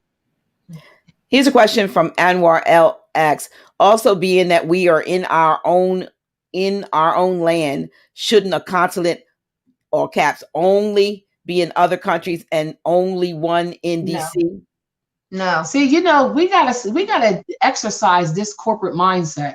We really do. And we really gotta sit here and realize we're sovereign and we can do whatever we want on our land. And right now, because of all of the breaches of all of the laws that these foreigners are supposed to be supporting and defending, that because like when you become a so-called United States citizen through that naturalization process, you take an oath. Okay, you take an oath to support and defend the Constitution, y'all, as well. And the treaties automatically are party to that because Article 6 says that they are. They don't understand what jurisdiction really is. Don't understand what jurisdiction is. Did I answer the question? Sometimes I don't think I did. You sure? Yeah, he did for me. I don't know if you did for them.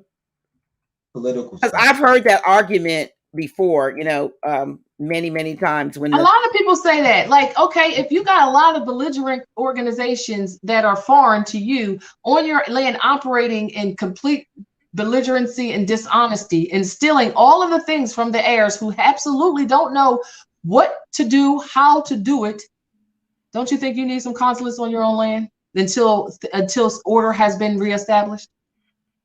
Well, now we got the Moorish National Republic, federal government, Northeastern Mexican territories, and dominions. The consulate's a beacon. It needs to be in areas where we're not.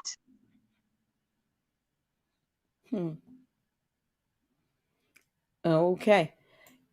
Mercedes Dickerson says, if my number is like 6 zeros and then 666, does that mean that I am the 666 more? I think in my region within that particular consulate, yes. Okay, that's a good number. I was going to say you got a good number. Contrary to what they try to say about it, you know. I know that's right. Yeah, it's good. 666 is good. 999. Yeah. Question: Trey Bey, is the consulate separate from United Respublica? We're all one and the same. Actually, we're all striving to do the same things. Let's bring us back to where we need to be. In solidarity. Some organizations think you need to buy into it. Think that you need to send like a membership due type thing to get in, and you know they're very high and absorbent prices. Some mores do that. Your government is your government. The more you have, the more you will be. I was like, so we're supposed to be there for each other. We're not supposed to sit here and charge people astronomical amount of fiat in order to be a party. We're all going through this together. Each and every one of us, we all know somebody who's been violated. Every last one of us.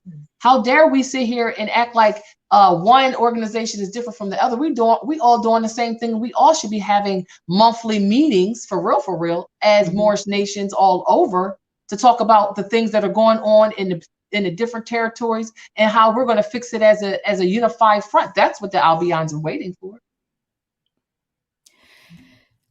Well, this is. Let me just put this on. I'm Laurel L. Nobody contacts me whenever I contact any consulate. Am I in dishonor or something? What did he say? Let me put it up if I can. Don't know him. What does it say? I'm Laurel L. Nobody contacts me whenever I contact any consulate. Am I doing something? Or am I in dishonor or something? Well, I guess I don't want you to say which consulate you've been trying to contact, but one thing I can say is that with the increase in the influx of Moors wanting to nationalize and get communication, they might not have the wherewithal or the time to answer all calls. That's why I say send emails. I answer all my emails. Even if you ask a crazy question, I'm gonna tell you, Chucky gonna come out and I'm gonna tell you to ask a crazy question, and I might even pick up the phone and call you, be like, what was this? Like, seriously, I do that when people ask me the crazy, like I tried to call somebody, he's like, why are you calling me? I'm like, was you calling me? You talking to me first. I like to play. I'm Chucky. But I'll answer it. But if you call me, well, you can't call me directly right now because I'm trying not to give my number out because you will be killing me. That's why I would prefer everybody to send me emails because I'll get back to you. I'll shoot you an email or a text or a link of something that you might need that you're asking me for. So it's easier via email than to call. And if you ask, like I said, if your question might be a little bit more complex, I might just pick up the phone and give you a call. But for the most part, email is a sufficient way of communicating because I get so much. Well, I know now I'm going to get way more since everybody knows that I'm home as it relates to contacting you. And I don't have a problem calling you, but I can't speak for other consulates. Here's a question. If you work for the airline, Nicole Marshall, can they stop us from traveling and take away our flying privilege because we're not taking the vaccine? I actually heard that I'm just going to say this, y'all. I've heard that they're giving people identifications as it relates to people who've had the vaccine. So what it looks like they're saying or trying to do more, as well as those who have declared and not or who've not declared, they're trying to make you be what they want you to be. And if you don't declare or proclaim your nationality and know what you're talking about, they're going to push you into that category. So they're trying to force you to take this vaccination. And if you don't know the laws that support why you should not and that you have the prerogative to do it or not, they're going to push you in that. So they're sort of boxing you in, y'all. They're saying, oh, you're not going anywhere because you didn't do what we told you to do because you're a ward. You don't have any laws to support you and you can't tell we own you. We're literally just trying to tell you we own you and we're trying to restrict your movement. You don't own yourself as a sovereign. So yeah, they can. If you're a Negro, colored, and Black person, absolutely they can deny you travel if you don't take the vaccine, because that's what I've seen, that they're going to have some type of identification for those people who've already taken the vaccine. Even over there in Europe or New England, I think they are not allowing people in who haven't taken the vaccine. And they have to show proof of taking that. So it's some type of card that lets them know that you've taken the vaccine. In Article 24 of the United Nations Declaration on the Rights of Indigenous People talks about indigenous people, and we know what indigenous people are, don't we? Have the right to their traditional medicines and to maintain their health practices, including the conservation of their vital medicinal plants, animals, and minerals. Indigenous individuals also have the right to access without any discrimination to all social and health services. You have the right for all of these things, but if you don't know the rights, do you have them? Because you don't know what to activate. So they can't sit here and make you take a vaccine. They can't sit here and say you're fired because you didn't take the vaccine. But if you don't put anything in writing under your name, your appellation, and your your nation, validating that, of course they can, because you have nothing to support you. You got to know what to write. And they know you don't. So all you gotta do is go in there. And then I know another more that said that she wasn't taking the vaccines, and they put her on administrative leave. I was like, well, did you follow anything prior to you sitting here saying that? Did you go down there and talk to human resources or talk to your supervisor with supporting documentations to the so-called CEO or CFO or the owner of that organization and tell them, look, I'm not taking the vaccine because it's my constitutional right, and you don't have a constitutional right if you're not national. You can't use the Constitution you can't use the Constitution of treaties if you're Black, Negro, and colored, but you damn sure can't use the state codes or the Constitution if you're a citizen, if you're a quasi-citizen, let's say.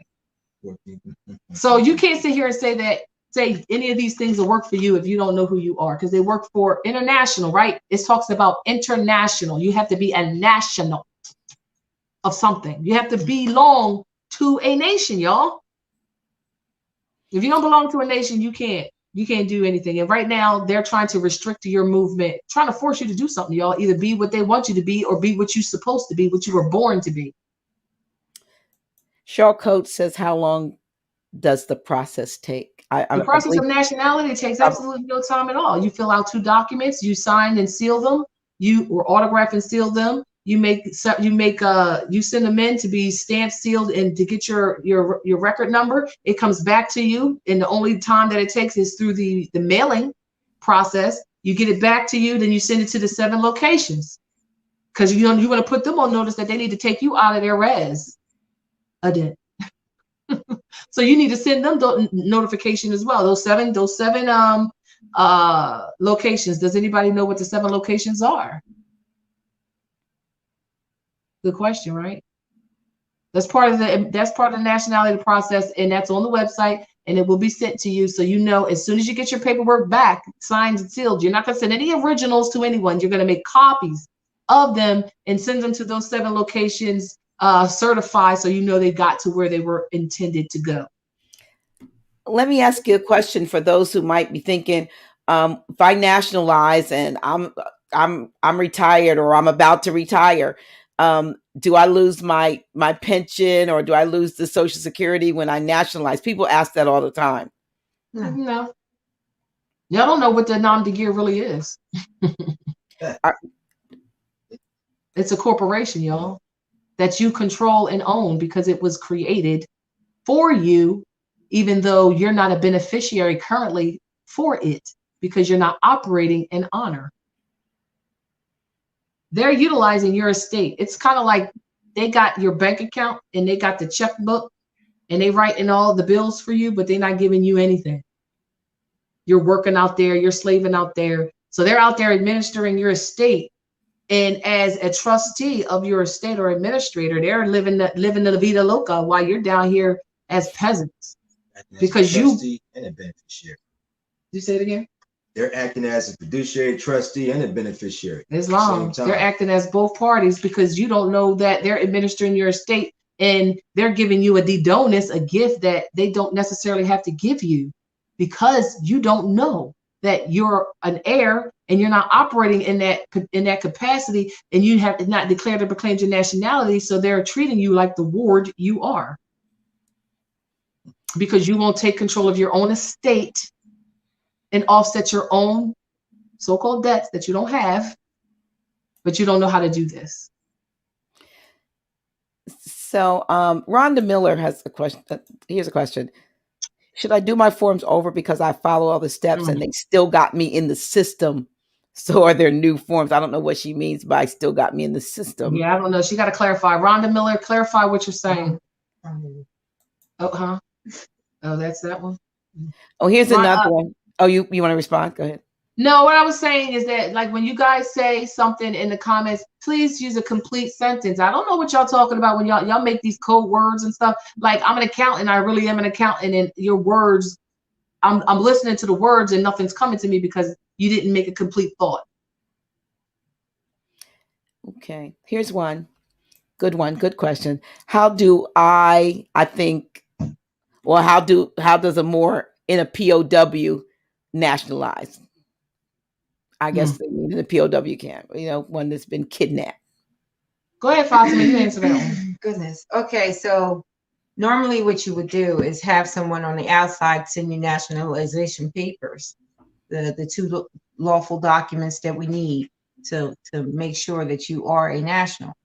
But normally what happens when you're sending those papers into the POW camp, they intercept them and throw them in the trash because you are a state ward. And as long as you're in there, they're not going to give you those documents to free yourself. Yep. Okay, so it's hard. So if you have someone on the outside, i.e. your mother, because your mother holds all your DNA on her body. Okay, so all you would have to do is have her fill out your documentation and send it in to us, and we can take care of it from there. Now, all POWs ain't operating like that. I know some in the South. I ain't gonna put them on blast. You can get anything you want in there, and they will send it in there. But other POWs won't, because they know you're a ward, and they're not trying to help you free yourself from their captivity or your captivity within their POW. I was like, so, but like I said, some of them are going to do what they're supposed to do. But for those facilities, but so if they're and when they're not doing it, right? When they're not doing it, it is our responsibility to be shutting them down because they're in violation of the law. Because a Moor is a Moor. All you got to do is say you're a Moorish American national, and if that's who you are by bloodline, that's who you are. The paperwork is a formality. So as soon as those Moors is kicking Moorish nationality in there, not submitting to jurisdiction as it relates to getting an attorney and all these other things, they can help themselves. But 9 times out of 10, somebody learning about Moorish nationality inside the POW can't. They have limited information. But like I said, most of the stuff that Fatima was sending me in wasn't getting to me.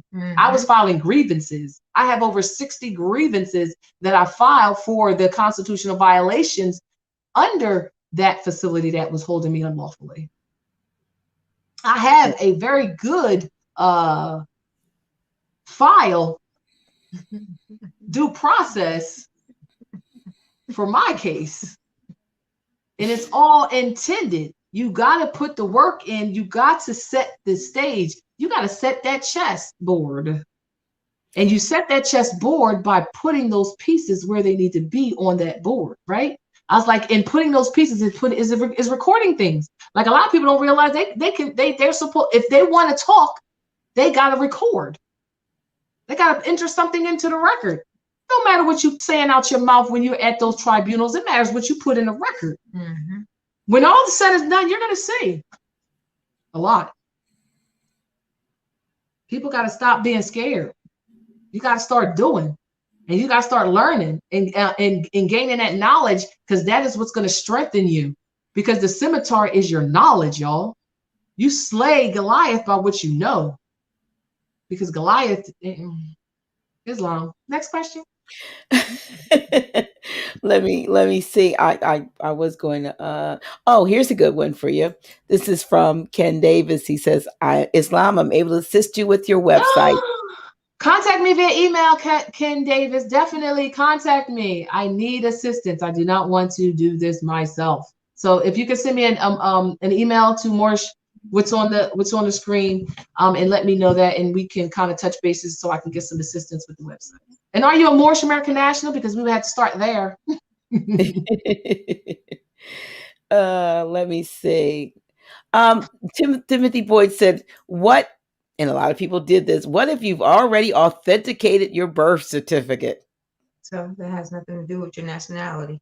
Fatima, say it louder. That has nothing to do with your nationality. Authenticating your birth certificate is just that. Authenticating it. Which makes what? Which means what? Who put that on? Do you know why you authenticated your birth certificate? Put that in the comment. There was a particular reason you did it. Somebody probably told them they could get into that Sister Trust. Can't get into the Sister View Trust if you don't know how to. Yeah. It's only one way to do it. Access to the master file. Yeah, great answer. See, with this, here's another question. He needs to know what it meant. With this map, do we have a full faith and credit venue? Clarify your question, because I don't think you know what you said. Okay. We already addressed your question, Trey Bey. There is no difference. They want to know the difference between the consulate and the United Republic of Morocco. They didn't say that. We already did that. Good question. What if you're born in Washington, D.C.? Were you actually born in Washington, D.C.? Because Washington, D.C. only exists on paper. Was that where you were born? Was anybody born in the corporate state of any of these states of the Union? That's the question y'all need to ask yourself. No, you were not. You were born on the soil of Morocco. That's where you were born. Through the Stargate of your mom. Here's another. You're just prescribing to being a District of Columbia. Oh, I know what he means. That's a territory of the U.S.A. That's what he means. But it's not. It only exists on paper, baby. And if you are more, you're a more. Right. What are your thoughts about Moors using a 98 EIN? Isn't it a BEN number? Whatever. Anyway, 98 EIN number. What they were asking, how they put it. I don't know if that's exactly. Go ahead, Tahir. That's you. Is this a foreign granted trust? It depends on how you use it, what entity you're operating out of from that foreign granted trust. They want us to answer everything for them. They're so funny. Come to What is a trust? Real or personal property held by one party for the benefit of another or oneself. Okay. So how do you want to operate in that trust? I know. And are you going to use that trust for the umbrella of your private irrevocable trust? How are you going to record it? You got to know how to use the number. And you got to know what a trust is. Right. Constitution's a trust. Sure is. Plenty of trust. The nom de guerre is a trust too. I'm just gonna say it. It sure is. Okay. All right. Let me see any more questions. What books would you recommend? I have an Etymology Dictionary, Black's Law, 4th edition, Trustees Handbook, Courts of Admiralty, the Treaty, and other PDFs. You got it all. You got a lot. Sound like you got it.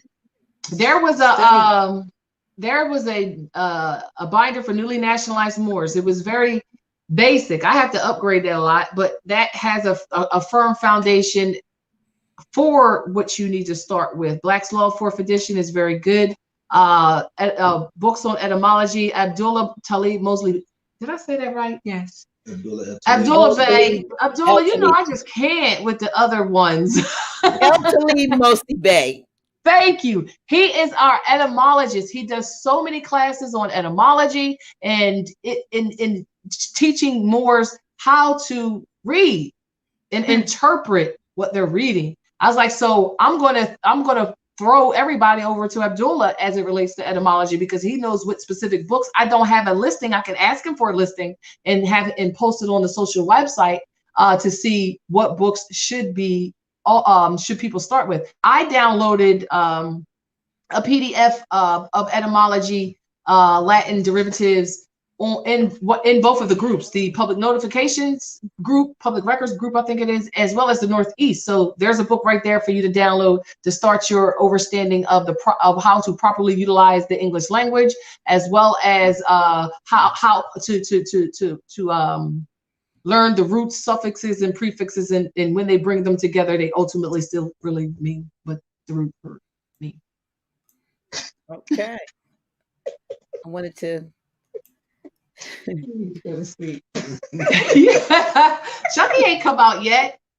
Are you tired? 20 more minutes, then Chucky coming. So let me stop. So yeah, like etymology, I love etymology. When I found out about how we were utilizing words to our detriment and how we were spelling our children by just calling them kids, I'm like, you wonder why they jumping around and destroying everything. You done spelled them into an animal.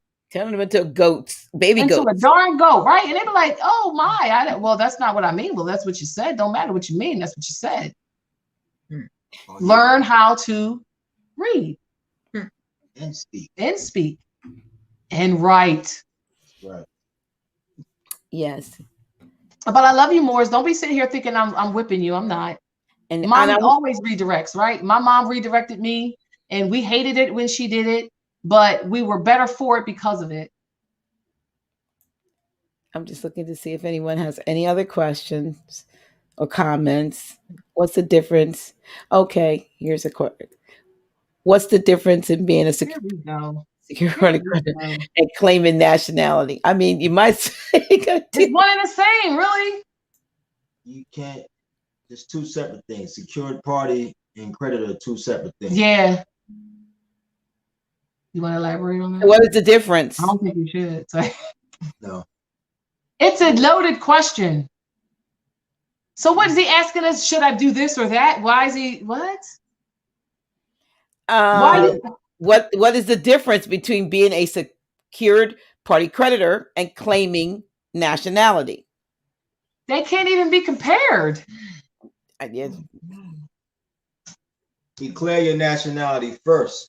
Yeah, you ain't no secure party creditor or no authorized representative unless you are national and you're in your proper person. Outside of that, you're a ward, and you can't be anything but that. So nationality precedes anything that you're doing through the UCCs. And the party has to be secured, right? First. There you and go. Then you become a creditor. So you can't be a secured party creditor. It's secured party first, and then you become a creditor. right? But you want a nationality first. So how you gonna be secured without a nationality? Great You're point. not on dry land. Islam. You're salvageable cargo without nationality. Wow. He's an expert in this, y'all. No, You like that? You like that? Go to Tahir. You like that barge? What you mean about Tahir on these questions? Yeah, I was just thinking when he said salvageable car, I said you're like that barge that's stuck in the canal. Right? You're trying to secure something and you ain't secure you. You gotta anchor you to land first. Called Maureen. I know that's right. How you a secure party and creditor when you a debtor? Because you let me tell you a debtor right now. If you're not nationalized, you're a debtor. Wow. Can't be a secure party creditor and a debtor. Well, here's a question. This is a big. Oh Lord! I can't get it all out there. I can't even see your face. But I know. I can't see it all. But it says. Are you reading it? Yes, we're trying to. Yes.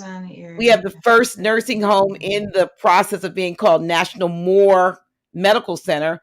I know for a fact I'm the first to do what I've done in South Jersey, documents on parchment stamped by the Secretary of State. Please get in touch with L. Yasmin Martin Enriquez Bey. I have the news people. Oh, I'm not sure. I'm reading that wrong. People coming to my job, South Jersey Extended Care, which the name will be changed soon due to my nationality. Whatever it didn't let you put all it up there. But I'm looking, and I don't know if that means for something. First of all, I would like to get in touch with us. Yeah, reach out. We're all in Cumberland County, so he should get in touch with the consulate. Right. If he wants to talk. Come on over and talk to us. I know, we're right here all together. Send an email so we can set some up. Yeah, I mean that's great, to hear that's being right. He's local. Yeah, so there you go. Much gratitude. Yes, I want to say I want to say thank you to all of those of you. Let me before I get there. Okay, here we go. What about becoming a Moorish ambassador in one's nation? Appellation Joel, really? He said, what about becoming a more, well, what's an ambassador? Why would you need to be a more ambassador? Ambassadors usually go to other nations to, they usually go to other nations to kind of like promote. No. And they're over in the embassy. Go at me, girl. They're over in the She's going in there, but yeah. She's going to the Black's Law Dictionary to talk about what ambassador means. Yeah. Okay. You have to be attached to an embassy. Maybe that's what he's asking. I don't know. To be an ambassador for the Moorish National Republic federal government. Maybe that's what he's asking. But while she's looking, well here's it. They don't clarify the questions. They don't even know what they're trying to ask. But here's the email, so you can certainly send an email with a little bit more clarity to the Moorish American Consulate Northeast NE at gmail.com and get your answer. Did you find, because here's another the definition of an ambassador. In international law, a public officer clothed with high diplomatic powers commissioned by a sovereign prince or state to transact the international business of his government at the court of the country to which he is sent. Okay. I'll pause on that one. Next question. It's Meredith. This is okay. I am Zakia Elia Marie L., the mother of 7, grandmother of 24. Can I nationalize them myself? No. Depending on the age. How old are your grands? Would matter if they're of age of what, 18? You can assist. 18, 15 and under. She said 15 and under? I don't know how old they are, but 15 and under, she would have to do 6. I thought it was 16 and up. You have to. I don't know. Don't look at me. The ages are, what are their ages? Yeah, what their ages are, and like why are their mothers not thinking that? Because what grandmothers as well as like cousins and all that have to understand is that they're still under the care of their mother, right? So if they're still under the care of their mother and she's a Negro, colored, and Black, that's going to nullify everything that you're trying to do for the grandchild, because she's not in harmony, because you are what your mother is. It's the your status, your status descends from your mom, and you can only make that change when you're of age, when you're of a specific age to do it for yourself. I was like, so if they're young children and they're still in the care of their mothers, and their mothers are Negro, colored, and Black, you cannot nationalize them, because it's going to have a negative effect. Or African, how about African American, Negro, colored, Black, African American? Say this again. How about African American? When you talked about Negro, colored, Black, but you got people who are called African American, Afro American, yeah, Black. I just use Black because that's like the consensus now. Yeah, so you got to realize that they are under the power of the mother, and there's more to it than just proclaiming and declaring your nationality. There's other steps that have to be also partaked in to completely separate you from that system, or at least to have you administering over your own estate. So that's just the start to declare and proclaim your nationality. Asian majority. Let me see. We're going into overtime. Or they can send someone on the outside for look, I don't know what that is. Do we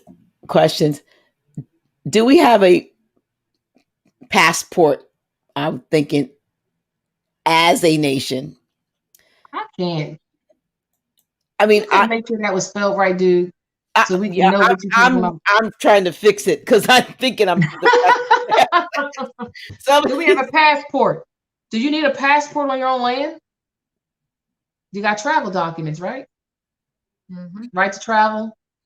Passports. The purpose of the passports was to allow people to know or to have authorization to pass ports. Aren't all the ports ours? I understand why you're asking that question. But did you read the passport? Did you read the passport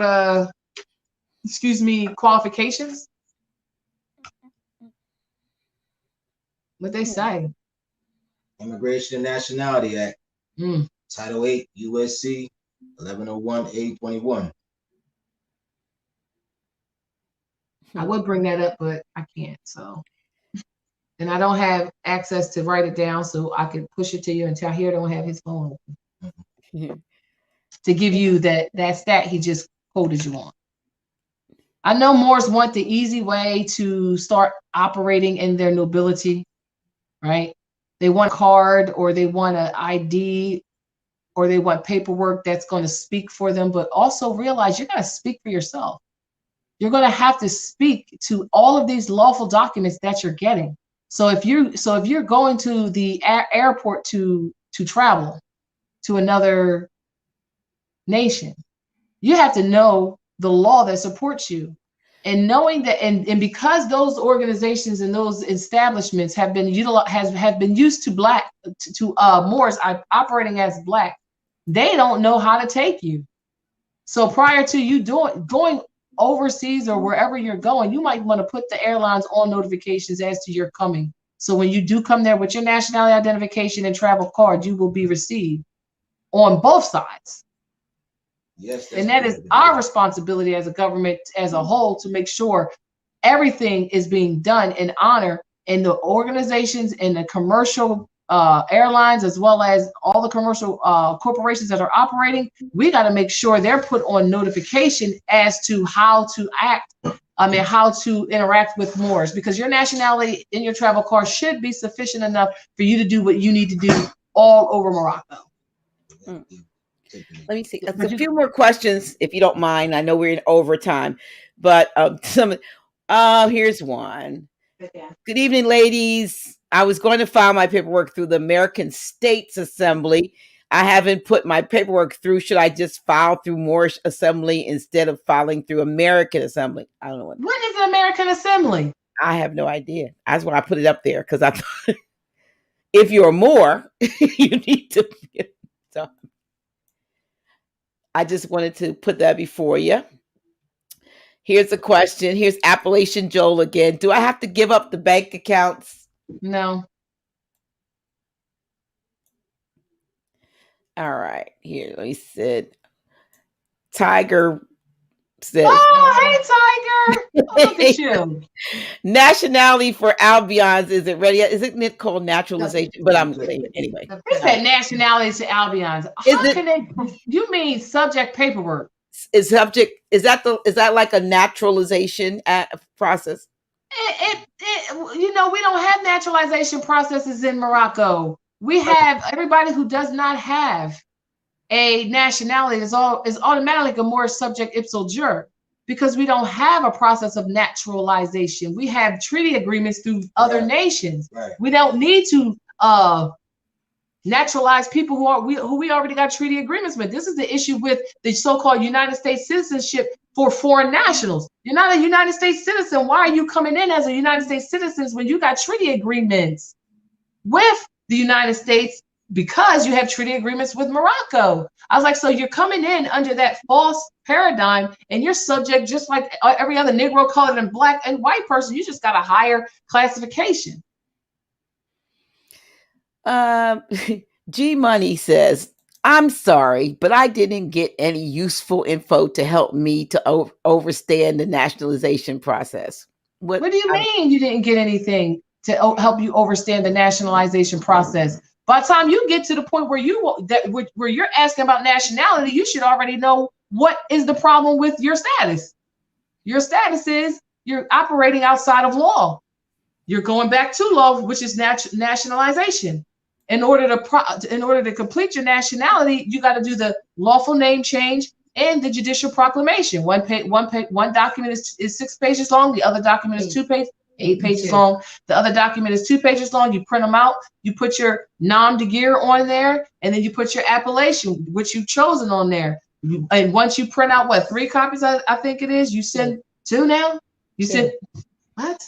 You're gonna print out 2 copies, one for them and one for our record. Okay, so you're gonna print out 2 original copies. You're gonna make sure you put your autograph on there. You're gonna provide us with a photo of you. And then you're going to mail that in to Northeast. She's put the mailing location, the email address, as well as the phone number on the social platform, so you'll have that information. Once we receive your 2 original copies of your nationalization documents, we're going to sign, seal them, record you in the Moorish American Consulate, Northeast. Print you out a document with your MAC number, and we're going to send you 1 complete original back to you. We're going to record it with the consulate. Once you get your originals back, you're going to make 8 copies, and you're going to, or is it 7? 8? No, 7. You're going to make 7 copies. You're going to send those to the 7 locations. 3 of those locations is the Secretary of State, the President, the Attorney General. How many else is there? How many of them? So many of them, I don't have it in front of me right now. Sheriff Department. The Sheriff's Department. You're going to put people on notification. And the reasons we send it to them, because they're supposed to take you out of their so-called quasi-citizenship. It's supposed to take you out their system. That is what they're supposed to do when you send your nationality documents. As so-called administrators, they're required to do the paperwork, but they've not been trying to do that for you. And they were supposed to do it when you sent your nationality paperwork to them.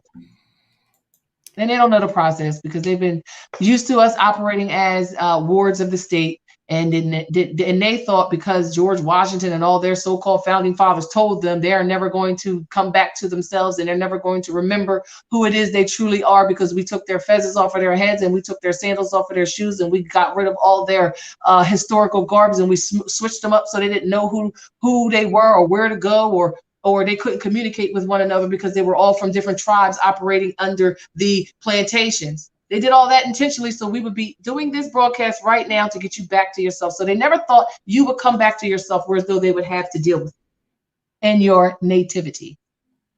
They thought you would always be an idiot. Exactly. Here's another question. What about if you have a non-U.S. citizen passport? I don't know. I don't know if they're a non-U.S. citizen, which sounds like you're a foreign national. I mean, a foreign. That's what that sounds like. Because if you're a non-U.S. citizen, that means you're not a United States citizen, and you're not a so-called citizen of one of the corporate states. So that means you come from somewhere else. You're a non-resident alien. Yeah, you're a non-resident alien, and that document will tell you what you did. And if you came from another foreign nation to be a part of this, that means you expatriated from your nation. We get a lot. I get a lot of questions with regards to people who live a domicile, whether in the Caribbean or in. I actually got a beautiful text from a brother, more in Bulgaria yesterday. Wow. I read all over. So they want to know how they're saying, how can we nationalize? How can we declare, we're here in the UK, or we're here in Bulgaria, or we're here in wherever they are, sometimes Grenada, whatever. What do they do? Can they send paperwork in, or should they just go by if they're Grenadian or Grenadian or whatever? Or is that what they do, or do they send paperwork in? Because that's the question. Because there are a lot that'll maybe watching that are from different areas. We got to understand that a lot of our people been traveling all over. So he might currently domicile there, but if he kind of asks his mom, his grandmom, or his great grandma, they probably come from here. A lot of these so-called African nations, or whatever you want to call them, started here. They left here because of all of the violations that they were dealing with here. Like, for instance, Nigeria, like a lot of those were European colonies over there.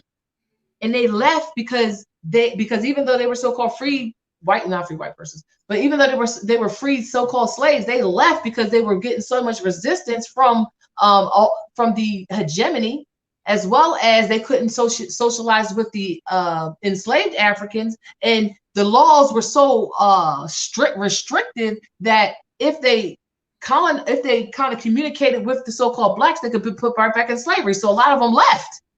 So you're probably from here. I can't answer that question for you. Yeah. You got to find out where you're from.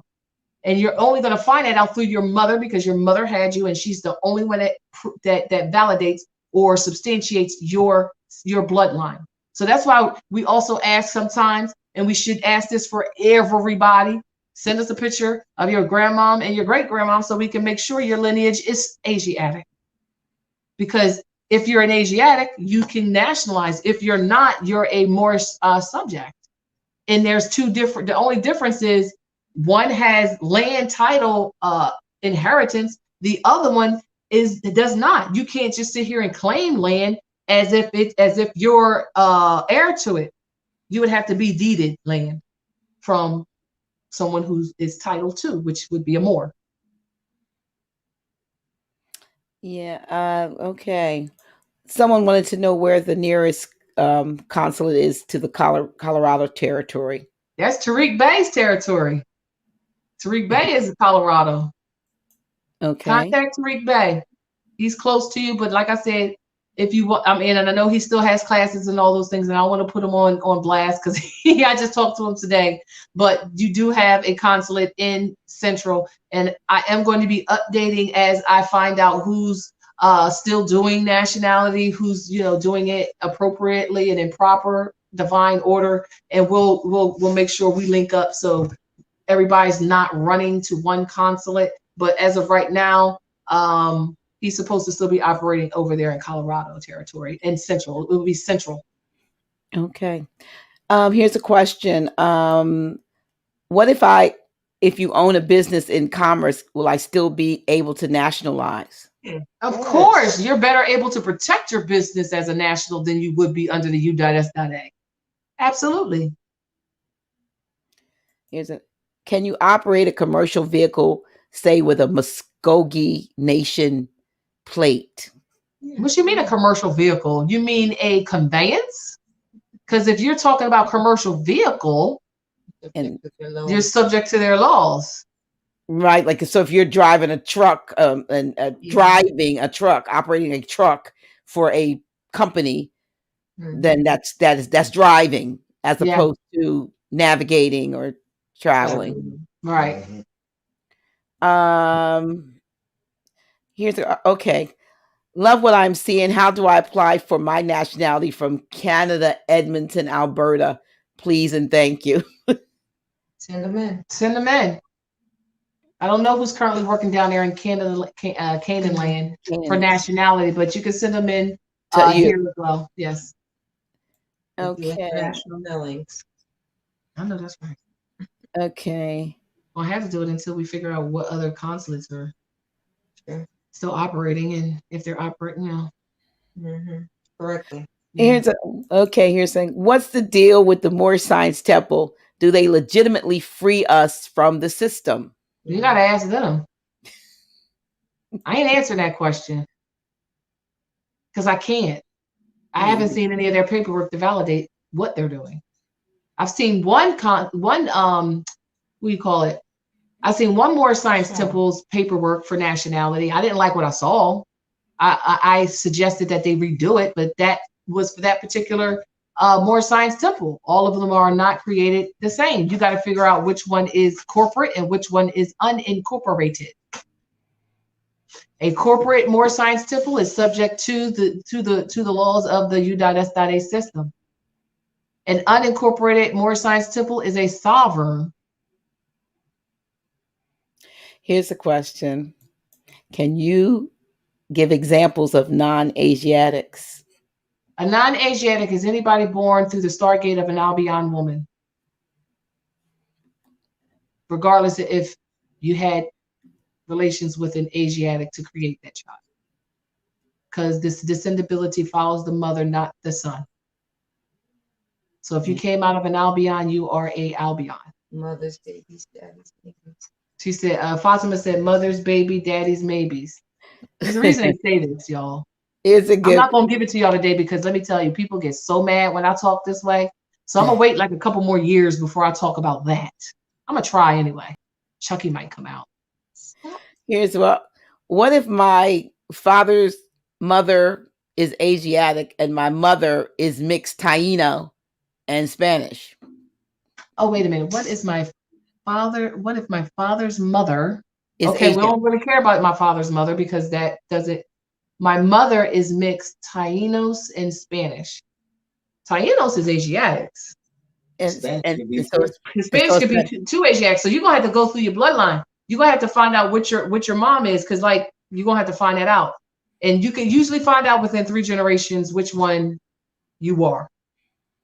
Question is, are they indigenous to Spain? Say that louder. The question is, on the mother's side, are they indigenous to Spain? Because we know the Tainos are indigenous people. Yeah, they sure are. They come from the Arawak, right? But even in Europe, you have Spain. Are they indigenous to Spain? Because we know there were Moors in Spain. And before it was Spain, it was Andalusia. Andalusia, yeah. Andalusia. All right. Keith Bailey says, Empress Sharon, what is the appellation of the noble who is well known in the secure party credit part? That sounds like Yusuf L, but I don't know if that's. yeah, right. That's Yusuf L. Does. That's Yusuf. Yep. Might want to go over there. Yeah, go there. Go there for that. Yeah, that's Yusuf. I've worked with him for years on his high frequency. He's the best out there. Yes, he is, and I've watched quite a few of his classes. He's very, very informative. Yeah, and he gives a lot of information on that on his website. High frequency radio network. High frequency network. Yes. HFRN. Is it High Frequency Radio? High Frequency Radio Network, but I don't know what his website is. If you look that up, you'll find. I think it's High Frequency Radio. I think it is that network. It's FHRN. Oh, okay, maybe he changed it since I was last. Yeah, High Frequency Network. That's it. Yes, network. Yeah. Let me see. Where are you located? Amongst Barak, she's somewhere in the universe. We're not giving out her for specific location. They want to know where you're located. Now, what you want? Come pay me a visit? You got to bring the food.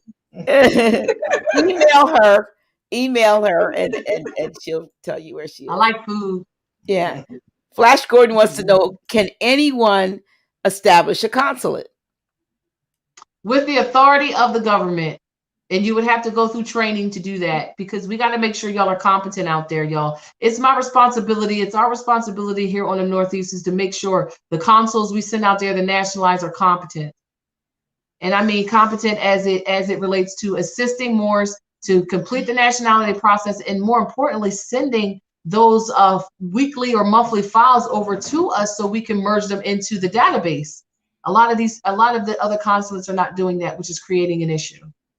When the POWs contact us, and now we got to run around the mulberry bush to find out who nationalized this person, which is why the MAC number is so important, because we'll know exactly who nationalized them based on the consulate number. So if it's MACN, we know the Northeast did it, so we'll have that record. But if another consulate did it, we're going to contact that consulate. And if they're not keeping records and they're just nationalizing Moors, that's why we're putting this plea out there for Moors to send your nationality documentation in so we can merge you into the database, so you can be in our records, so we don't have to contact another consulate, because I don't think a lot of them are doing record keeping. They're just nationalizing Moors and sending you your documentation back. So if you want to be a consulate, just get in touch with us. Yeah, we're gonna have to start those classes over again. Yeah. Which I ain't want to do. I ain't want to be a part of. I ain't want to manage the classes after a certain time. Everybody's got to share in the pot. But since that kind of has fallen off, we're going to have to do that, especially for areas that want to be consul commissioned, so they'll have the resources as well as the link with the consulates to support each other. So we'll probably start that within the next couple of weeks, the consul commissioning classes again. And for those Moors that were consul commissioned, you are required, if you still want to be a consul, to join those classes so we can find out how you've been operating. And if you've been operating nationalizing Moors right now, send us an updated Excel spreadsheet with those numbers so we can merge them into the database. Here's a question. I'm going to take, let me give you one more question. After nationalization, I'm fixing it. How does it affect life if you live on disability? It don't. It doesn't. Y'all think you're losing something from nationalizing, and you're gaining everything. They're just giving you money off your Cester Clay Trust. Exactly. They're giving they're giving you your own stuff. But you can't tap into that trust, so they're tapping into it for you until you learn how to tap into it. So they're only giving you what's due to you. Yes. And they're not giving you a lot of it, though. They're taking like 99% of it. So once you nationalize, can you go like say, give it all to me, or what is it? I'm just saying. Yeah. You're gonna go declare your nationality, you're gonna go to the bank, like, give me my money. Yeah. You're saying you gain when when you do that. That's what I was saying. What does one gain over what they're getting before they nationalize? Oh my goodness, you ain't getting nothing as a Negro, colored, and Black. Isn't that the issue here? Because we beneficiaries, and we all robbing people to pay Paul, and everybody's getting evicted, and all types of stuff is going down. We walked out of our nation, we got to walk back into our nation, and it's going to take some time for us to get to a level that we never had to get to. We don't know nothing. Moors, just be patient. Like, y'all tripping. Y'all really are. I was trying to find the link for somebody who asked a question, but I guess I don't have it on here. That's terrible. They were asking about schools for children, and I was trying to find Prime Minister Dred Bey has this Moorish school for. Oh yes, she does. Yeah, I'm trying to find the link so that I could respond. Let me see if I can find it on my phone.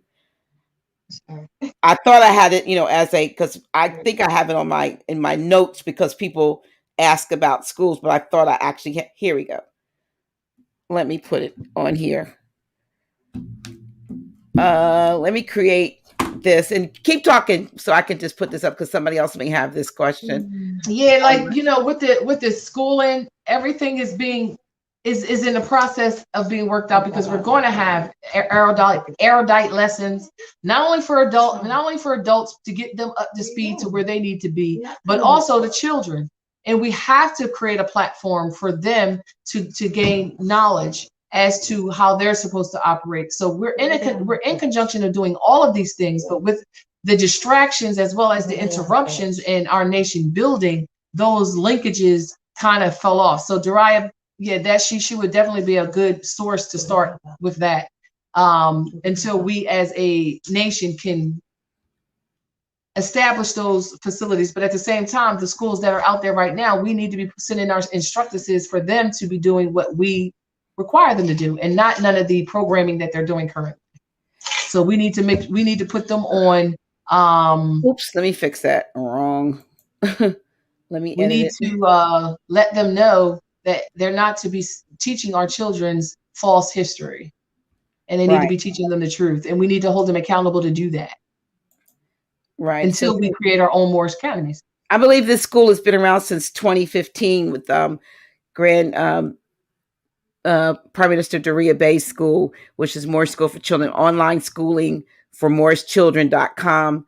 I know I recommended a sister to her who's living in Jamaica. She's raising her granddaughter, and her granddaughter loves the school. That's awesome. She's raising her granddaughter. And so this school is been around for about 6 years. That's perfect. And with the homeschooling being so normal now, I think everybody will gravitate towards it a lot more than they would have back then when, before the shutdown. So definitely, we're writing that link down too, so we can kind of start utilizing that as well. Grand Sheikh Taj Tariq Bey periodically comes and does presentations for the young people in this. That's awesome.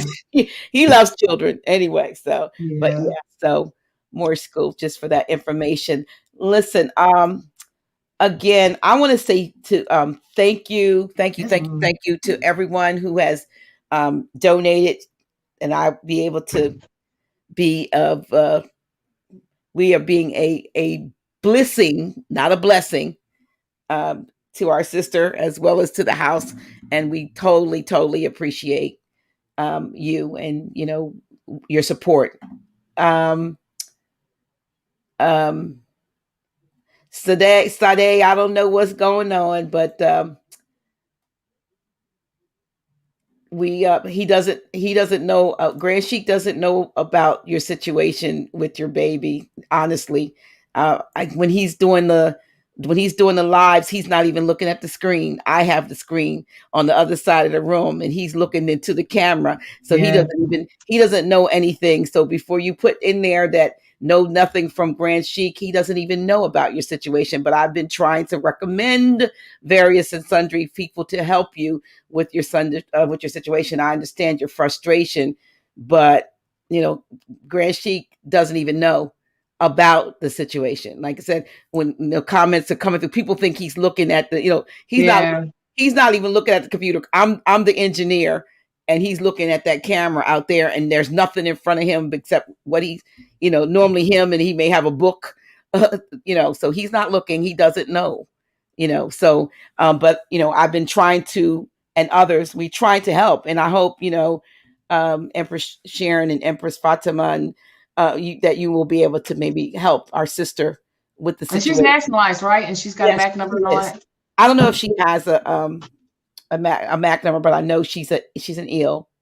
Well, just tell her to send an email. We'll call her tomorrow. Tonight is a little late, so tomorrow we'll try to give her a call as long as she sends an email. And she did not. She's having a little fit now. He allowed you to be kidnapped for 18 months. Nobody allowed anything to happen. Y'all don't understand. We have been outside of ourselves for so long. They feel confident in doing these things, even if they're confronted with law that supports that they should stop. That's on us. Right. Right. As a nation, not on no one individual person. When I mean person, when I say person. Mm-mm. So we got to realize we got to come together as a nation, and our strength is in our unity, not necessarily our numbers, but our unity and the support for one another. Because no one person get you out, but technically yourself. And the reality is you have work to do. If they're not going to listen to you at one level, then you go to the next level. The only problem with Moors, they don't want to go to the next level. All they want to do is enter paperwork into the courts and don't want to do nothing. Well, you got to be able to present yourself in conjunction with that paperwork. And you got to be able to say what you need to say as if they never received it.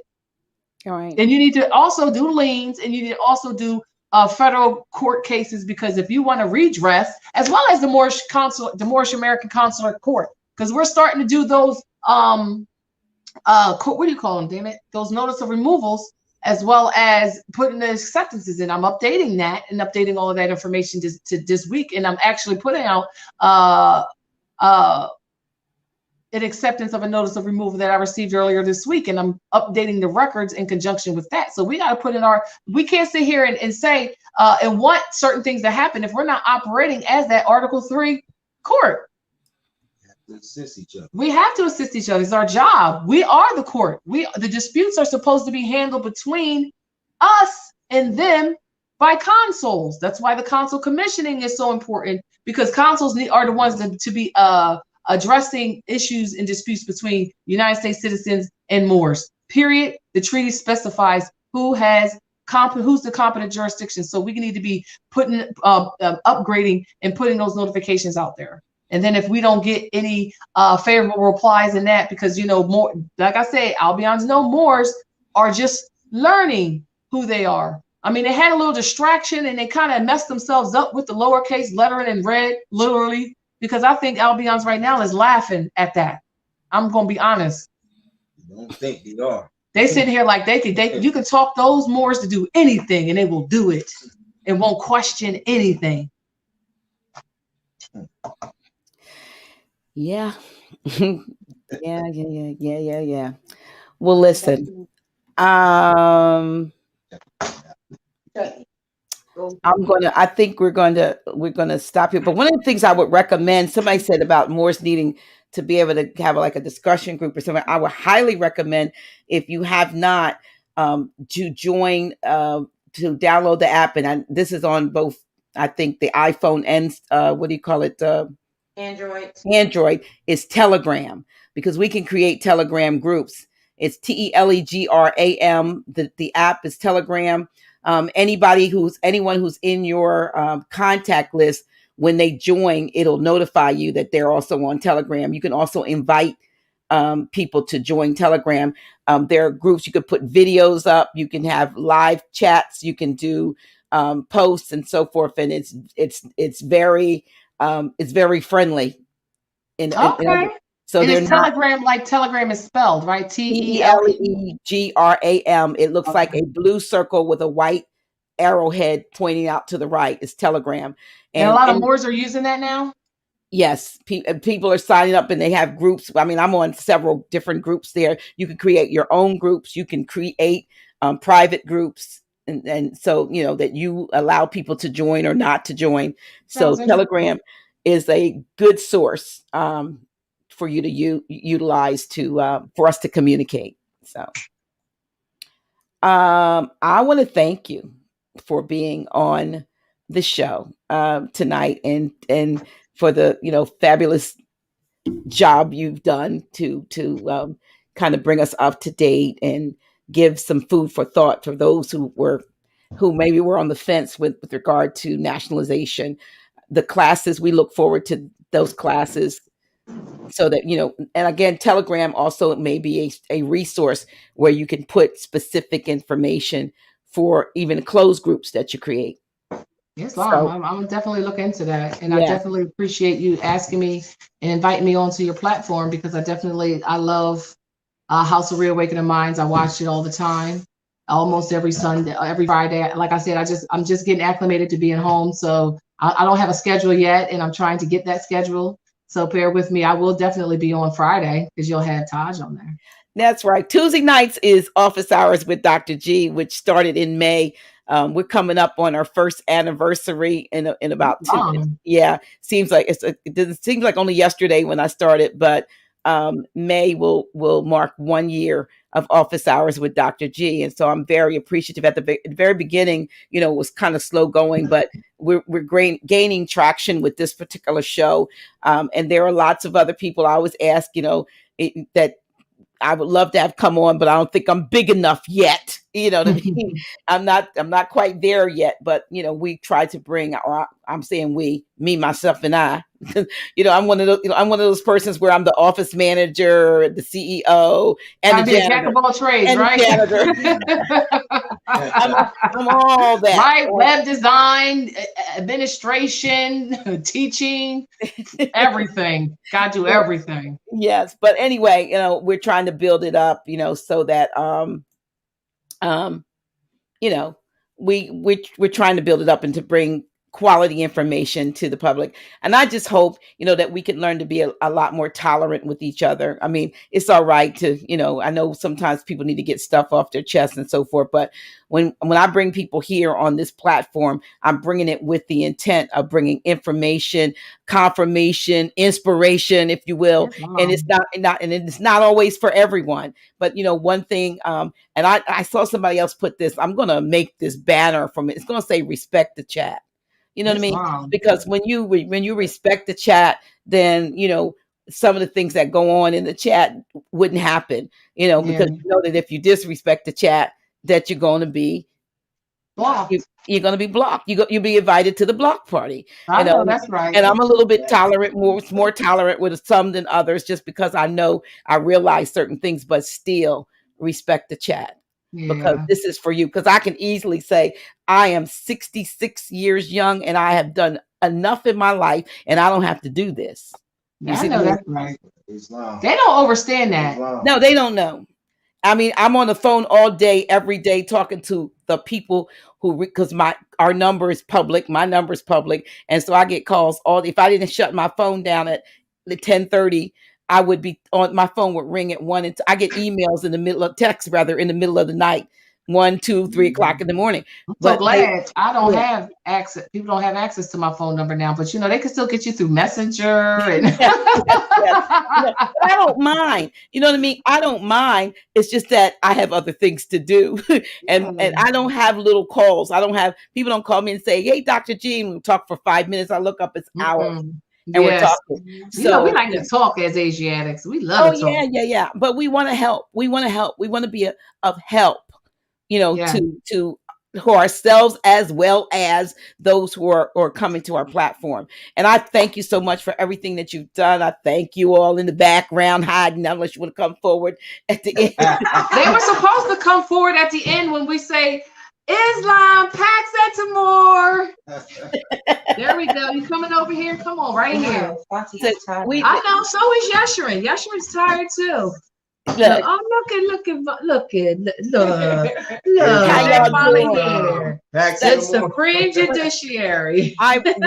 We appreciate you and the work that you all have done and are doing. A lot of times people don't know who's in the background, but doing the work nevertheless. A lot of times you just see the wheels on the arms on the clock going around, but you don't know there's gears behind it.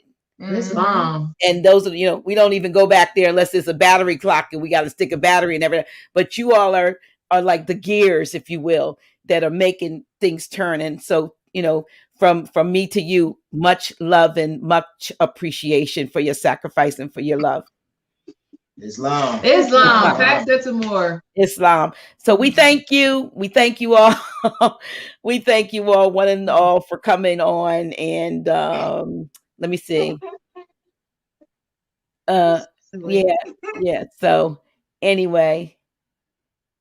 Okay. Yeah. Appreciate y'all. Appreciate y'all trying to straighten stuff up. Boss was trying to get out the camera. Okay. All right. I'm just scrolling through just to make sure there's nothing that's pressing that we need to address. And love you all. Have a peaceful look. I'm learning to say that. I was like, Pax Etimore. I said to Grand Sheik today, I said, I think that means peace and love. Well, what does it mean? Peace and love. That's what Pax is peace.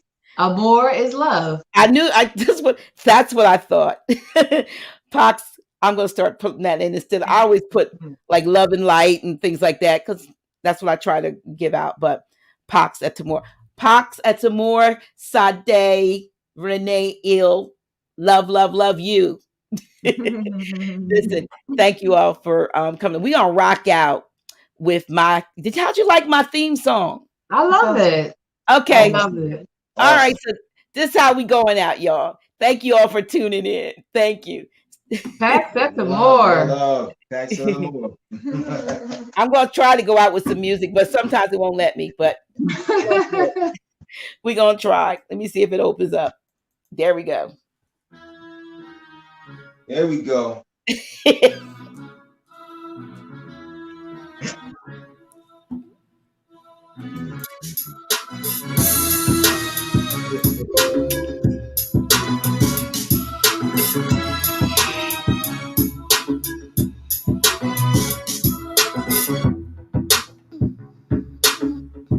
Dr. G.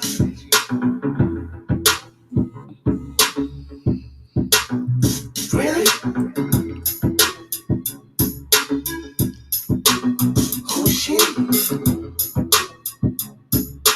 Yeah, that's me. Dr. G.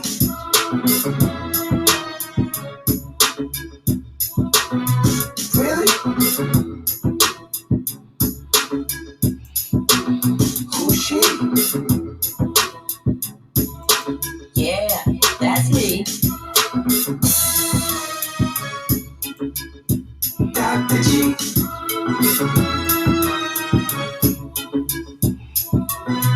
Really? Who's she? Yeah, that's me. Dr. G.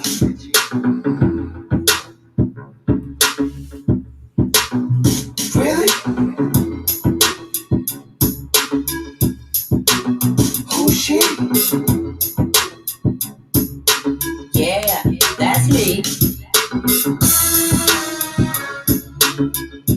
Dr. G.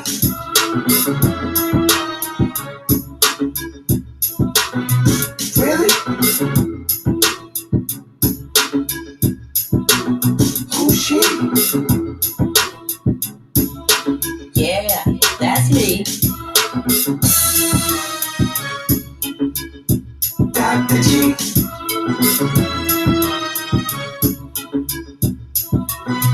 Really?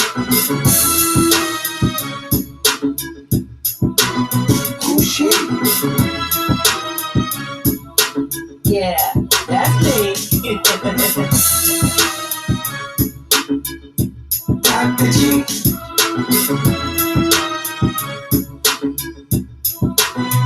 Really?